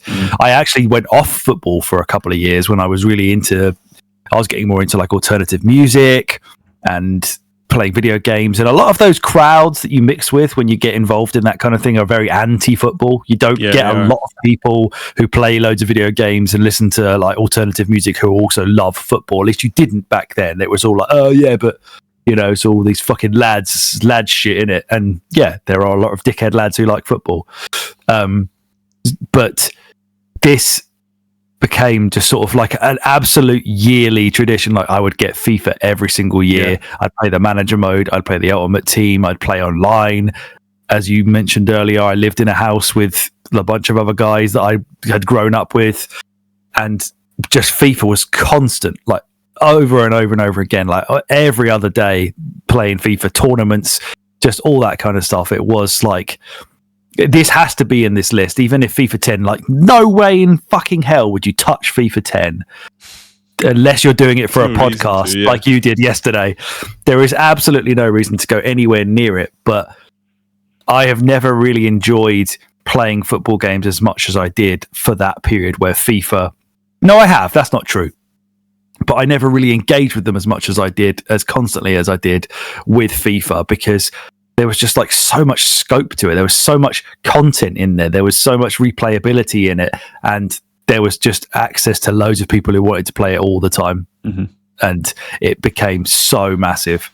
Yeah. And then Pro Evo could never become that massive because it didn't have any of the licenses. And that sounds harsh and it sounds like a shitty criticism of it. But when FIFA's taking over the world and video games are going online and people are getting also access to things on YouTube, like there's a whole generation of football fans that learn everything from FIFA. Like that was a classic line of, oh shit, we've just signed that guy. Oh, he's well good on FIFA. Yeah. Like, then they've obviously Football Manager plays a big part in that too. But this was like, yeah, just sort of when virtual football really, really took over the world. And unfortunately, it's because EA had the money and the licensing to be able to do it. Then they got greedy and then they wrecked it. And as soon as the competition faded away, they had no reason to keep making. Because there was a while where, like you say, like for a long time, Pro Evo was the best football game. And then I think like 08, 09, like FIFA just started to sort itself out and become quite good. And to me, like FIFA 10 is when it sort of hits. It's the first of the games that really hit its stride, and just like, yeah, we are a game that is worth your time again, and sort of competing to be the best football game there was. And yeah, I don't have much more to say about it, but yeah, for me it's the one that sort of sticks out in my memory. Which is a shame because I don't like that Man United strip. So yeah, this is one, as you said to me, it's the one with like a black line through the center, right? God, the amount of it's got like a little V. Yeah, it's like a weird inverted Airdrie from the 90s strip. That's incredibly lazy design, again from a multi-billion-dollar corporation with probably some of the world's top designers working there. What a load of shit. Which is such a shame because what a team Man United had in that era as well. Like Michael Owen sitting on the bench. I can't even think of what Tottenham would do. Oh, that's where Spurs were okay actually that year. Harry Redknapp and all that. Did they have Harry Redknapp? Champions League. Get Gareth Bale. So we'd have all had some fun. We all had a nice time. Right. So the concept, I guess, of FIFA. Where does this go? The concept of peak FIFA. Where does it go in our all-time top 100? It's so hard to try and compare this game to bloody Alan Wake and Binary Domain. Yeah, I would put it above Alan Wake. Yeah, go for it. I had it basically 10 when I was doing this. Yeah, I mean, I'm not going to... If you had said... It's in that area for me. If you had said it's not better than Alan Wake, I'd have said okay. If you had said it's better than Alan Wake, I'd said okay. If you had said it's better than Binary Domain, I probably would have said okay. So, like, in that area for me, to smack right in the middle, I'm not going to bump with that at all. That is a roundabout where I want it. It's so funny that these games are the very nature of the release schedule for these games and just the endless like rehashing every single year just makes them feel less special because they're so hard to tie down to one specific experience, one specific game, other than like you were just saying there, like Pro Evo 4, ISS 64, International Superstar Soccer. Sensible Soccer. Yeah. Like stuff like that. They're kind of like almost a one and done experience. Whereas when FIFA and Pro Evo just become every single year, putting them in these lists just kind of feels shitty. Just feel like, oh, it's just a FIFA game, innit? But I played so much FIFA. Yeah, so much. I fucking sold Banjo-Tooie boxed to be able to buy FIFA 10 at uni because I was broke. What a stupid idea. What a stupid thing to have done. But that's how desperate I was for the newest FIFA. So, yeah, it is what it is. And it goes, and we move on. Talking about time and place, I think this is another one. Go for it. This next game we're talking about is the mighty Gears of War. Oh shit! Yeah, I was. I jumped a game. This is. I'm not talking about this. Yeah. Okay. This is such a hard game to sort of talk about because this is such an important, fun, sort of borderline for what it's trying to be. Perfect game. It's easy to slip into hyperbole. I think when we're talking about Gears of War, and still sort of offer meaningful content, but like this was. I try to think of it doesn't have quite the grunge and the sort of Metallica feel, but like there is an element of like this being, I'm going to say it, this being a bit like Doom insofar as like when Doom came along, John Romero was like this rock star video game designer who was really cool, listened to metal music. And it was just like this, like drove around when obviously Doom got big, drove around in a Ferrari. They just like weren't caring what they put in the game. They wanted blood, they wanted gore, they wanted action. And it was just this cool guy. Cliffy B at the time was a cool dude. He had muscles. Yeah. He was quite fairly jacked. He was an entertaining guy. He was great in front of a camera. And he just seemed, he had like the mid 2000s spiky hair. Like he just seemed. He had a passion that people could relate to because it was just like bro passion. Exactly. So yeah, there was this sort of like, it just felt exciting. Gears of War when it came along. Yeah. When people talk about things bursting onto the scene, this really did feel like it burst onto the scene. Like it was just like when it got revealed, there was just like an explosion of enthusiasm. This wasn't a slow build. This sort of came like, oh my god, this game is going to be good. And it is like a game that I'm trying to think back to Cliffy B's autobiography, and this is a game that like Microsoft obviously sort of got whiff of that was going to be good, and they were looking for a game that, because Halo wasn't quite ready, they were looking for a game that was going to like sell the system and kind of show people what it was all about. And Gears of War was and is that game. And then we spoke about other games on this list as well, like Bioshock and Skyrim, perhaps showing their age in some regards. Again, other than looks, this game is every bit as good as it was in 2006, 7, 5, 6, 7 when it came out. 2006. Yeah. This is the oldest game in our list so far. What a game. And it's fucking like, unreal. We've recorded another podcast about this game. We like it so much. Yeah. And we still like it so much. If you were to say, name the more Xbox 360, name a game that represents Xbox 360. Sorry, right. Let me rephrase that. Pick the game that represents Xbox 360 more, Gears of War or Call of Duty 4. I assume we're saying this. Yeah. I mean, it's the first exclusive we have, obviously. Yeah. But this is like a huge part of the legacy and the lineage of Xbox.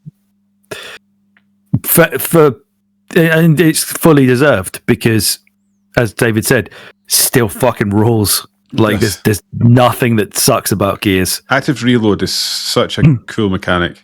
Oh yeah. Chainsaw bayonets. Just the locust enemy in general, just this disgusting, overwhelming, angry, shouty bastards. They're just as jacked as we are. They just have no remorse. Marcus was cool. Dom is there. It hasn't aged because what a formula. How they managed to create such a robust, almost timeless third-person shooter when third-person shooters weren't really being made. It's just astounding. like deservedly in the annals of gaming history, and on in the upper echelons.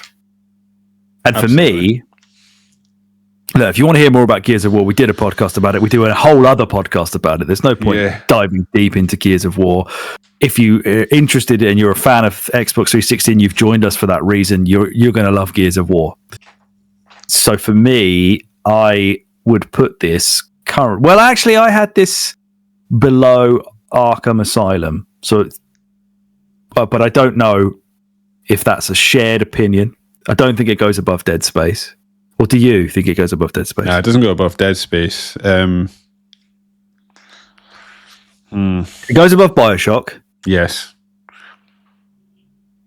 Does it go above COD? Does it go above Batman? It's hard to sort of discuss it with COD because COD's still an awesome game. And again, it's another one that's probably just about every bit as good as it was today. I do still go back and play Gears every sort of year or two. I don't really do that with COD, which sort of tells me I think Call of Duty is not as. I think I prefer Gears of War. Batman Arkham Asylum. Oh my! I mean, how do you? I guess they're both Unreal Engine games, aren't they? I would be happy to put it above Batman. Yeah, I think I want to put it above Batman. Because I don't think there's as many caveats to Gears as there potentially are about Batman. True. This is another one. Yeah, I'm quite happy with the sort of region of it. I could toss a bit of a coin between it and Batman. Right now, I think Gears. I don't think Gears drops out of the top 10 as we go on, but we'll find out. We almost have a top 10, technically. The next one was what David was about to introduce earlier on, which is Left 4 Dead 2. Yes. The reason I was sort of saying that this is a funny place and time one is because I when we went back and podcasted about this, I had as much fun playing it with you as I did when it came out. It's still a fantastic bloody game. I think in terms of the gaming masses, if this had come out, I mean, I think actually there. What's that game that they Back for Blood? What was that? Back for Blood. Back for Blood. Yeah, I mean that is probably it's probably not as fun or as interesting in that game, but that's an attempt at a modern version of this game, and it just didn't have the legs. Nope. I love this game. It's interesting to see how it sort of holds up because there's nothing to it. You know what I mean? Like beyond the sort of fun gameplay loop and the fun sort of moving from level to level with the characters and trying in the sort of story that sort of organically evolves out of each playthrough. You don't level up. You don't level your guns up. You are the same at the start of the game as you are at the end of the game. Yeah, there's not really much of a story. You're not aiming for anything. There's no. Yeah, you're saying there's no story. You just experience the chaotic vibes, hopefully with your mates, and then you go, "Fuck, that was really good, wasn't it?" Yeah, and then you don't think about it again. There are few gaming moments better than when you make it out of a level alive with all your friends by the skin of your teeth, or like 3 of the 4 of you survive and some person dies just as they're about to jump on the helicopter or onto like the armored transport. As you've like sort of fought together like all the way through a level right to the end, and then it just sort of falls apart at the end. And the way that the game consistently falls apart, it was doing interesting things with AI as well, wasn't it? With the director. Yep. Scary enemies. Yeah. It would come along and just do you. Like you'd think like you were just sort of like creeping into the different areas of the level just about alive, and it would like unleash a boomer on you around a corner, or you would hear that crying noise. The worst one was the leaper or the smoking one, those two that would sort of one we like jump on your head and sort of make you kind controls. of like Did they carry all of those over to the second one? I can't actually remember now. I think we are getting old. I think they did, and then built on to sort of added more. Because I think the one that jumps on your head and messes with your controls, is he not only 2? Wasn't he something like the jockey or something? Jockey, that's it. I'm sort of mixing him up with the guy that just jumps on you and rips you to bits. Oh, the hunter, yeah. And this one obviously added a bit of a focus into melee weapons where you were getting things like axes and stuff. And you start off in that burning building, don't you? A hotel. Yeah. This is tough. This is a tough one to rank because, again, this kind of almost feels a bit FIFA-ish. Yeah. Where it's like there's no... there's no memorable one moment because you're creating all of those yourself. There's no story beats. There's no boss fights. There are mini bosses, but that's basically it. It's just you're remembering an experience. You're not remembering a game as a piece of... No, you're remembering like a particularly clutch moment. I think I had this quite low as a result of that. And I also I wonder if we keep Left 4 Dead in when we come back to one of the later episodes, the original one, or whether, does this just stay in as this is the experience you should have if you play these games, or are there enough to maybe it depends how much we're struggling for a number of games that we feel good about. Yeah. So I had this below Alan Wake. This was 13 out of 15 for me. Yeah, it's sort of that area for me. Cool. Left 4 Dead 2 goes in at the moment in the number 10 slot. In it goes. We've got a top 10. We've got a top 10. Now we've got 5 more to stick in there. The next one is Limbo, a game that, if you want to give this the Bioshock treatment, this is like Bioshock times 2 of, it's not that great, is it? This is one that that I would actually say, like, when I first played this game, this like blew my tiny little mind, and then we came back and played this for a podcast, and I was like, oh, I don't actually like this much anymore. I was like making people watch this shit. I'd like bring friends over and go sit and fucking play this game. Like, wait till you see, like, you're not gonna believe anything that happens in this game, and then it's just kind of like a rudimentary linear side-scrolling puzzle game with a black spider leg every now and again. The game they made next was just Inside was just so much better in every way. God, yeah, it so was. That game's a masterpiece. This game felt like it at the time. Was a hugely important game for things like Xbox Live Arcade and digital downloads and independent games at that time. Yes. None of that paving the way for digital download, like small arcade games being sort of treated as serious games in their own right. Yeah. This was the one, wasn't it? Yeah, we're not going to try and detract that from its legacy. We're just sort of saying that if you want to go listen to our podcast on Limbo, you will hear a disappointment that perhaps our rose-tinted spectacles had cracks in them. It looked so unique at the time. I think you've already touched on that, but it did. It just truly looked unlike anything else. Sort of trying to figure out what was going on with a little boy as well. Yeah.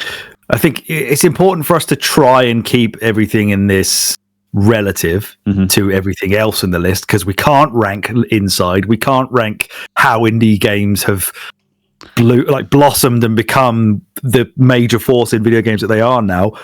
As David said, largely this was one of the games that spearheaded that, at least in the modern times. So that is all very important to take into account. However, just because time has passed and we have gotten older, doesn't mean that playing it now and thinking it's bad it's not as great is wrong. I think, like I said, I have said and will say many times in this podcast, fully agree with you. To me, I think the fact that it's on our top 100 list is a nod to its importance and relevance for what came after it. Yeah. Beyond that, we have to sort of discuss this game for what it is today, and it's a fine game that isn't nearly as good as it used to be. So, I'll never play this game again. No. For me, and it would only take you like 2 hours, but I'm still not going to do that. I would put this 11 from now. Yeah. So it goes in as the first one outside the top 10. Next up, another game that I think David cooled on in the podcast playthrough of it is Portal 2. Yeah, it's funny that I just think when this game came out, I was like, fully knee deep in Carl Pilkington, Ricky Gervais, and Steve Merchant, and I just loved everything that they were putting down. I thought Steve Merchant was incredibly funny and entertaining. I found him annoying in Portal 2 when we came back to it. But I certainly would have gone away from the first playthrough thinking Stephen Merchant was the star of the show, and then when we played it again, it was definitely, what the fuck's the guy's name? JJ Jameson. That's the character he plays. I bet he hates people who say that. Yes. No, I think I don't know if Portal may make it onto this list. We'll see, but it sort of took a formula that was amazing and sort of built on it. I like the idea, the way that they, again, in terms of world creation, it does a masterful job of making you feel like you're doing things you shouldn't be doing when you're doing exactly what's intended. So when you sort of feel like you sort of semi-escape the trials and end up sort of behind the scenes, in the ways in which it allows you to maneuver around and sort of solve the puzzles. Like I say, you feel like you're sort of cheating the game when in fact I think you're doing exactly what the game wants you to do. There's a real art to that. Yes, exactly, and that's sort of wrapped up in puzzle design, level design, and you're saying the story is actually engaging. I think, if I'm remembering right, a lot of my frustrations with Portal 2 boiled down to the fact that my sense of humor had changed, and that's not the game's fault. It still plays well. It just doesn't hit in the same way as it did from a comedy perspective. But you're right. Jameson was a cracking character. Yeah, J.K. Simmons. Yeah, he's brilliant. Yeah, you're right though. That sort of awkward, slightly cringy, nervous British cadence that I feel Merchant there's a load of Americans curated. There's a British accent. I remember thinking at the time that this was one of the funniest games that's ever been created, and I do still think that. Game comedy is not. It's not something that you really see a lot, and it's not something you see done well, but rarely ever. We need to look at if that game. There's a British comedy game just come out. Oh, thank goodness you're here. Yeah. I don't really know anything about that other than people are sort of raving about the comedy. Yeah, might be worth a go. But this felt genuinely funny because it also, like the original, it tacked onto the mechanics of the game to create comedy through it would use set piece comedy as well as just dialogue. Yes. Especially, with GLaDOS and the cube and the sort of silly shooter, what do you call them, turret guns. Yeah. They were just a bit pathetic when you would upset them. When it's Portal 1 was a much more straight-laced puzzle room to puzzle room game with a boss fight at the end. Yeah, exactly. This obviously let you break out to the sort of behind the back of the facility, and it just added so many layers to what was this lightning in a bottle idea that some guys did on their lunch break or whatever it was. It's amazing they managed to turn that into a whole game, like a fully fledged. Portal 2 is great, but it's short, a few hours. Whereas this is a full-fledged, quite a long game for what it is. And I don't remember, it's never boring. No, and that is due to masterful puzzle design, which you're going to have to go a long, long way to find better still. Yes. Because people aren't making games that have a fucking portal gun in them and all the stuff that they built around that just to expand on the formula from the first game and to add those the little color blobs and the bouncing stuff and the speeding up, sort of running across big ramps and flying across the room to shoot a portal and have that propel you to a higher platform and whatever. Just so clever. When I did my personal rankings of this, I put this number 2 behind Dead Space. Bloody hell. I think I still really love Portal 2. I think it's so unique and it's just incredibly memorable, and it will be playable forever because the puzzles are that good and they fit around a very simple mechanic that just ramps up and ramps up and ramps up as you go along, but you get it from the first go and then you're off. I was tempted to say, could you live with it sitting at number 3 behind Gears? Yeah, I could. I just feel like it's like, I don't know, like it's a much more intelligent game than Gears of War is, obviously. Yeah. FIFA's almost more intelligent than Gears. Yeah, true. But I'm happy with 3. Yeah, I'm just wary of putting sort of like nudging us towards a corner where I've got a bunch of third-person shooters down there, which Dead Space isn't.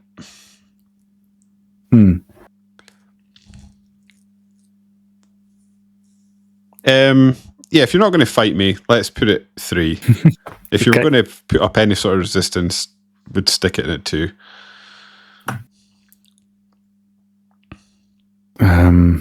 So we need to do that. So we're doing it 3, aren't we? Yeah.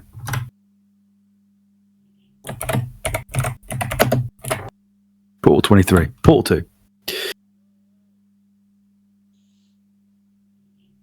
I can live with that. I can live with that, but I don't feel fully comfortable.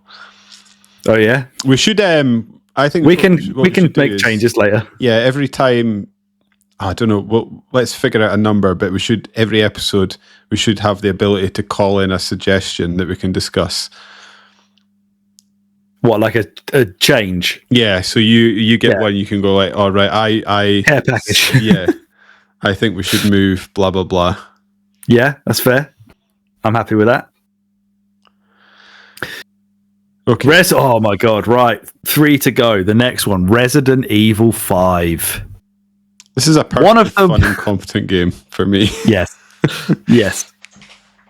I think I mentioned it. I can't actually remember where I mentioned this. But I was probably on the Resident Evil Rankings podcast actually, where when this game came out, Resident Evil could do no wrong for me at that point, because I'd never played like Survivor or all the shit that came out on the PlayStation. You'd stuck the good ones. Yeah.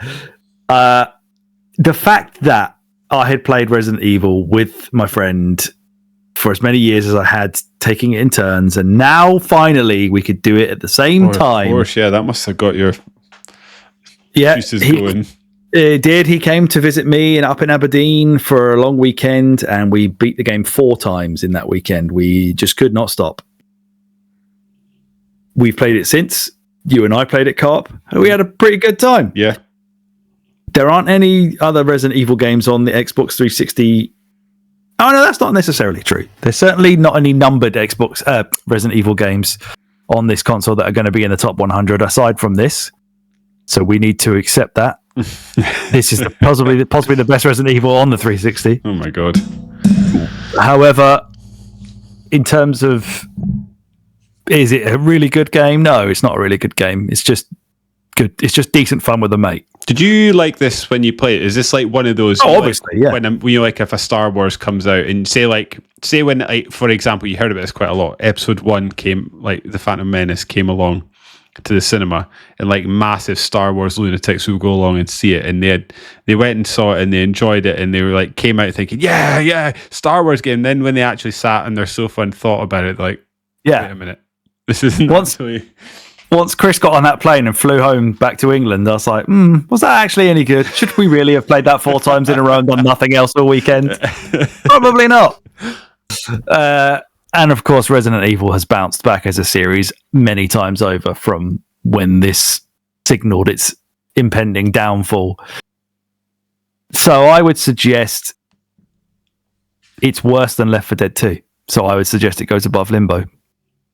Or would you say it goes below Limbo? Nah, I know. I have a great time with it, despite its faults. Yeah. I don't think I've played my last game of Resident Evil 5, to be honest. I think if someone went, do you want to play some Resident Evil 5? I'd be like, yeah, okay. Yeah.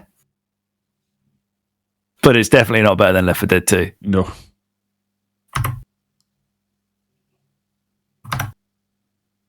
Okay. Oh! We have two left. Two racing games coming up, and the next one is an absolute ruddy treat. It is Sonic and All-Stars Racing Transformed. Still up there with one of 2/3 best sort of kart racers, I think, ever. Yeah. Yeah, it's the newest game in our list thus far, November 2012. Just an absolute love letter to Sega. I've had like 2 moments tonight where I was like, I'm sure I owned that game. Alan Wake, I thought I owned. And also I thought I owned Sega All-Stars Racing Transformed. Maybe I just have the digital versions. But I thought I had 360 boxes for both of those games. I will check our spreadsheet. That's my spreadsheet. No, that's yours. At my no, you don't. Games list. I was like sort of going through my list of games. I was like, I'm sure I had those games, but yeah, I couldn't see them. He doesn't own this, ladies and gentlemen, but he does own MotoGP 06. Oh yeah, I do. And the Jumper movie tie-in. Put that right, sir. Please. Yeah, I'm going to have a look and get them because they won't be expensive. You've got it digitally because you and I have played this online recently. Yes. It is 60 FPS on Series X right now. Fucking play it. Because, as I said, if you're a fan of the history of Sega, this like covers it in a really cool way that Mario Kart doesn't even really do. Probably because Mario Kart doesn't need to, because it doesn't need to pull from things like Samba de Amigo or fucking Skies of Arcadia. But for people who like the characters like that, I love it. And the transforming mechanic is genius, and they fucked it by not ever doing it again and making the next one like some sort of team racer where you can come first but not win because your teammates came last. I don't know why they ever thought that was a good idea. Terrible. This is genuinely an excellent kart racer, and this podcast is a kart racing podcast. Everybody, we are kart racing guys. Like they just sort of tick all the boxes. The items are pretty fun, although probably the most tame thing about it, but they are pretty fun. I don't think they've got a blue shell equivalent, do they? I can remember. No, you kind of have like your supersonic or whatever it is that they call it, where everyone has their own sort of special power. I think you can have homing stuff, but no, nothing that fucks over the guy in first specifically. The tracks are so fun. You like driving your car off of a ramp and it turning into a boat or a plane. It's just so much. I can't overestimate how just fun that game is, and it's a game that you can get good at as well. Which, unlike a lot of the, I mean, I think you probably can get good at Mario Kart, as we've been shown on many a Friday night to some Japanese kid, but there's less. I don't know. Well, nice fucking German kids, isn't it? These days, yeah. The Germans and French are pretty good at that game. Like I was kind of alluding to a minute ago, like Mario Kart is a Mario spin-off, so everything in those games is typically tied to Mario, whereas not only the characters in this game are tied to Sega, but therefore, fucking hell, didn't sleep well last night. Right, the tracks and the worlds, and like it obviously has a really good single-player mode as well. Not incredible, but it's not Diddy Kong Racing, but it's more than Mario Kart would offer because it had like special challenges in amongst all the standard races, and you'd be unlocking new characters and new cars and new setups as you go along. But the tracks, you'd have tracks from like Shinobi and House of the Dead and Skies of Arcadia. And having this focus more on a history of Sega than just Sonic, which as we said, the sequel to this focused on Sonic and shit the bed. With this having the focus on Sega, this was like not many people were really talking about Sega to a huge extent on the 360. They did have some decent games. They were still a third-party platform, with a third-party publisher making some all right Sonic and some Yakuza or whatever. But this was like a really nice nostalgic look into Sega's history without just porting all the Mega Drive games to something again for the 12th time. And it's just a delight. Like the music's great, the tracks are great, as David said. The powers are fine. The weakest part, the transforming is just brilliant. The way that the tracks will morph and change from lap to lap. It's the sort of things again that Mario Kart won't do. I would just love to see them try to do it, or at least see Sega try and do this again. I just don't think they will. But it's great fun. Even now, it holds up so well. I could play this endlessly. Yeah, absolutely. Could not agree more with you, Alex. When I originally listed it, I put it above FIFA and below Binary Domain. I don't know if it potentially stays there for you. Yeah, or whether that's exactly where I put it. So above FIFA 10? Yes. Okay. Yeah, absolutely.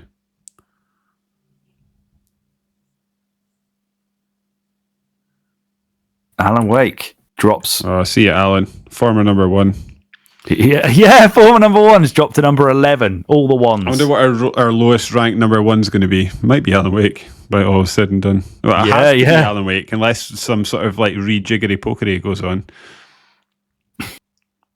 Yeah, good point. Yeah. We have one game left, ladies and gentlemen. That game is Split Second Velocity.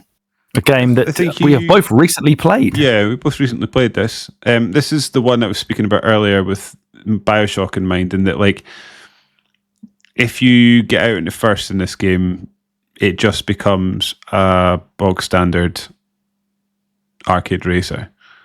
It's the only time you actually get to sort of engage with this game's USP is when you're not winning and you're sort of messing around with the environment. So again, like for those who haven't played this game, it's an arcade racing game with sort of semi-realistic looking cars, if not realistic looking cars.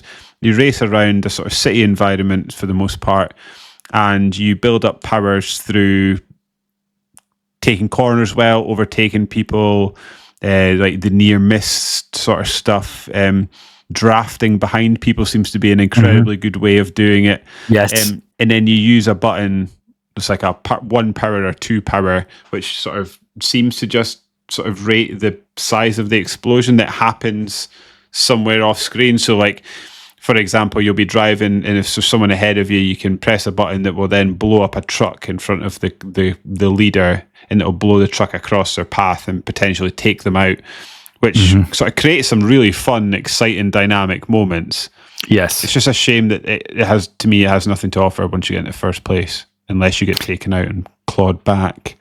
Yeah, which is basically all you're waiting to happen. It's kind of that Mario Kart syndrome of, well, when I get blue shelled, I guess this will get fun again. Or I'll get to use some of the cool items again.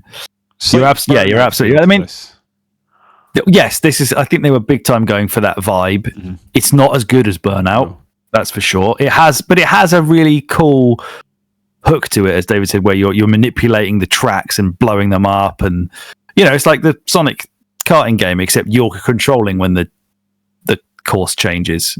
Sometimes you can completely change how the terrain is, or open up a completely new route through the course. So there's scope for a bit of replayability there.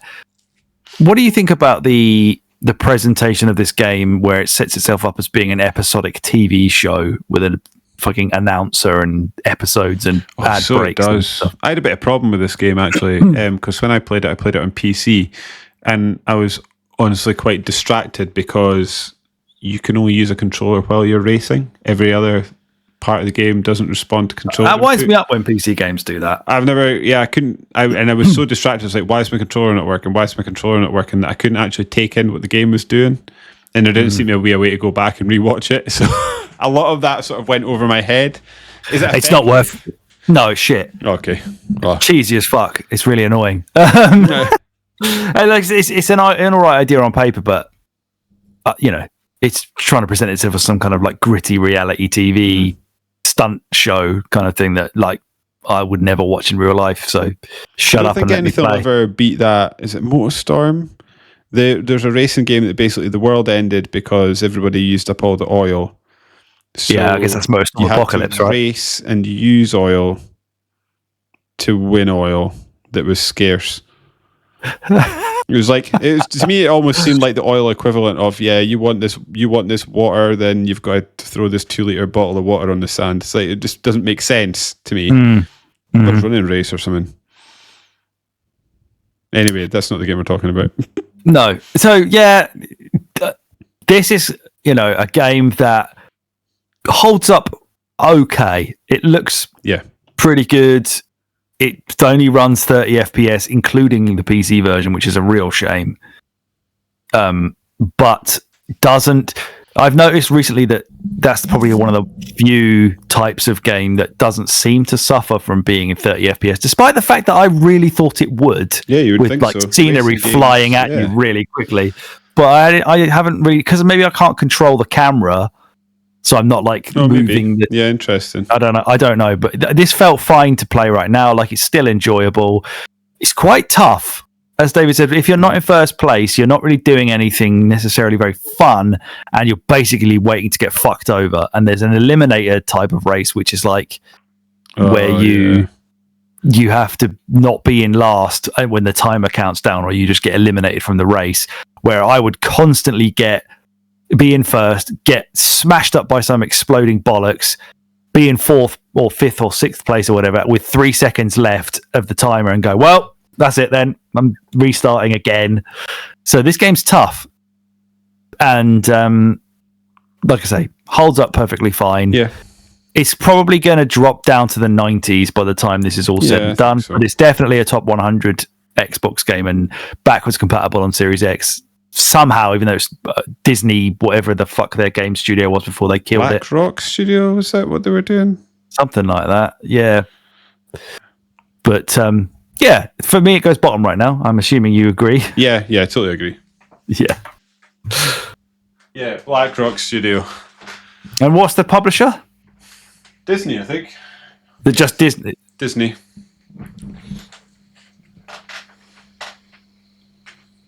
Right. David, take us through 15 down to up to 1. Right, okay. Sitting in 15th, the 15th best Xbox 360 game of all time at the moment. We've got Split Second. It's a weird way they've written that. It's like split/second. Never know how would you... Yeah, I guess... Yeah, I don't know. And they added velocity in there only for the European release. I don't know why we needed velocity in our lives and the Americans didn't, but here we are. We need to be informed about speed. The Americans just assume it, maybe. 14th best game, we've got Limbo. 13, we've got Resident Evil 5. Sitting at 12, we've got Left 4 Dead 2. Sitting at 11, we've got Alan Wake. Left 4 Dead 2 may be up for my Can We Move It? Okay. And for the top 10, we've got Sonic and All-Stars Racing Transformed. Number 9, we've got FIFA 10. Number 8, we've got Binary Domain. Number 7, we've got Elder Scrolls 5 Skyrim. Number 6, we've got Bioshock. And now we're into the top 5. Top 5, we've got Call of Duty 4 Modern Warfare. That always hurts my head, because you're right, that's how it's written. It is Call of Duty 4 Modern Warfare. But there's there is a Modern Warfare 4 now, right? Or there's certainly a Modern Warfare 3 at least. So it's like, yeah. So they Call of Duty Modern Warfare 3, but it's, yeah, you know what I mean. It's like Call of Duty 4 Modern Warfare 3. It's confusing. Yeah. Number 4, we've got Batman Arkham Asylum. Number 3, we've got Portal 2. Number 2, we've got Gears of War. Number 1, we've got the incredibly visceral Dead Space. Indeed, we do. I need to think about what my veto will be, but we'll have another 15 for you in a couple of months, I assume, once we've had a chance to pick up a base list for the next 15 and play through some of them. Yes. There are some in our, we've got them spread across our spreadsheet right now. If we were to do the ones that are currently in our episode 2 list, it's going to take many plays of many games. So that one is not going to be that list. Fucking Enslaved, GTA. Well, yeah, some I will feel like I need to play again, but I probably don't. Some of them you will, some of them you won't. Mm-hmm. I can't believe GTA 5 came out in the Xbox 360. Oh my God. We got 2 GTAs in that generation. I don't know if in good conscience I could count that, but I guess we probably should. GTA 5? We've got it. Yeah, I guess we have to. It originally released there, didn't it? Yeah. That's where I played it for the first time, I think. Yeah, me too. Yeah. I had a lot of notes on Split Second. Most of them saying the same thing over and over again. Go on, like what? Oh no, I had some notes actually. I'd obviously see my so peek behind the curtains, folks. I was complaining to Alex because I wrote this on my work PC and then tried to open it on my home PC, and it opened up WordPad and just messed up all my numbering and dots. So, yeah, and basically I'm looking at my notes now as I'm reading, and I have covered everything I wanted to say. So I guess what will be the next podcast you listen to, Alex? When is this coming out? Before Resident Evil 3 Remake. Okay, so the next one you'll have is Resident Evil 3 Remake, and the last one you would have listened to would be Resident Evil 2 OG. Is that right? Have I got that slotted in the right place? Yeah. So yeah, if you're wanting to play along with us, get playing Resident Evil 3. Yep. And it's late, so that brings us to the end of another Winner Is You episode. I'm going to have to open this up full. That brings us to the end of another episode of the Winner Is You podcast. If you liked what you heard, and even if you didn't, why not give your numbers a bump by subscribing to us on your podcast feed of choice? Or if you prefer to consume your podcast in a visual format, you can head on over to YouTube and search a Winner Is You podcast, where you can subscribe there to our YouTube channel. If the podcast isn't enough for you, you can also follow us on the website formerly known as Twitter, @WinnersUPod, and you can even send us an email to tell us how wrong we are about our gaming and movie opinions by writing to winnersupod@gmail.com. Someone send us an email, for fuck's sake.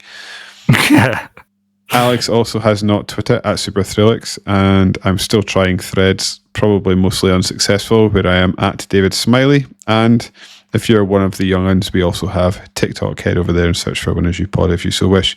Alex, very close together podcast, but do you have any housekeeping?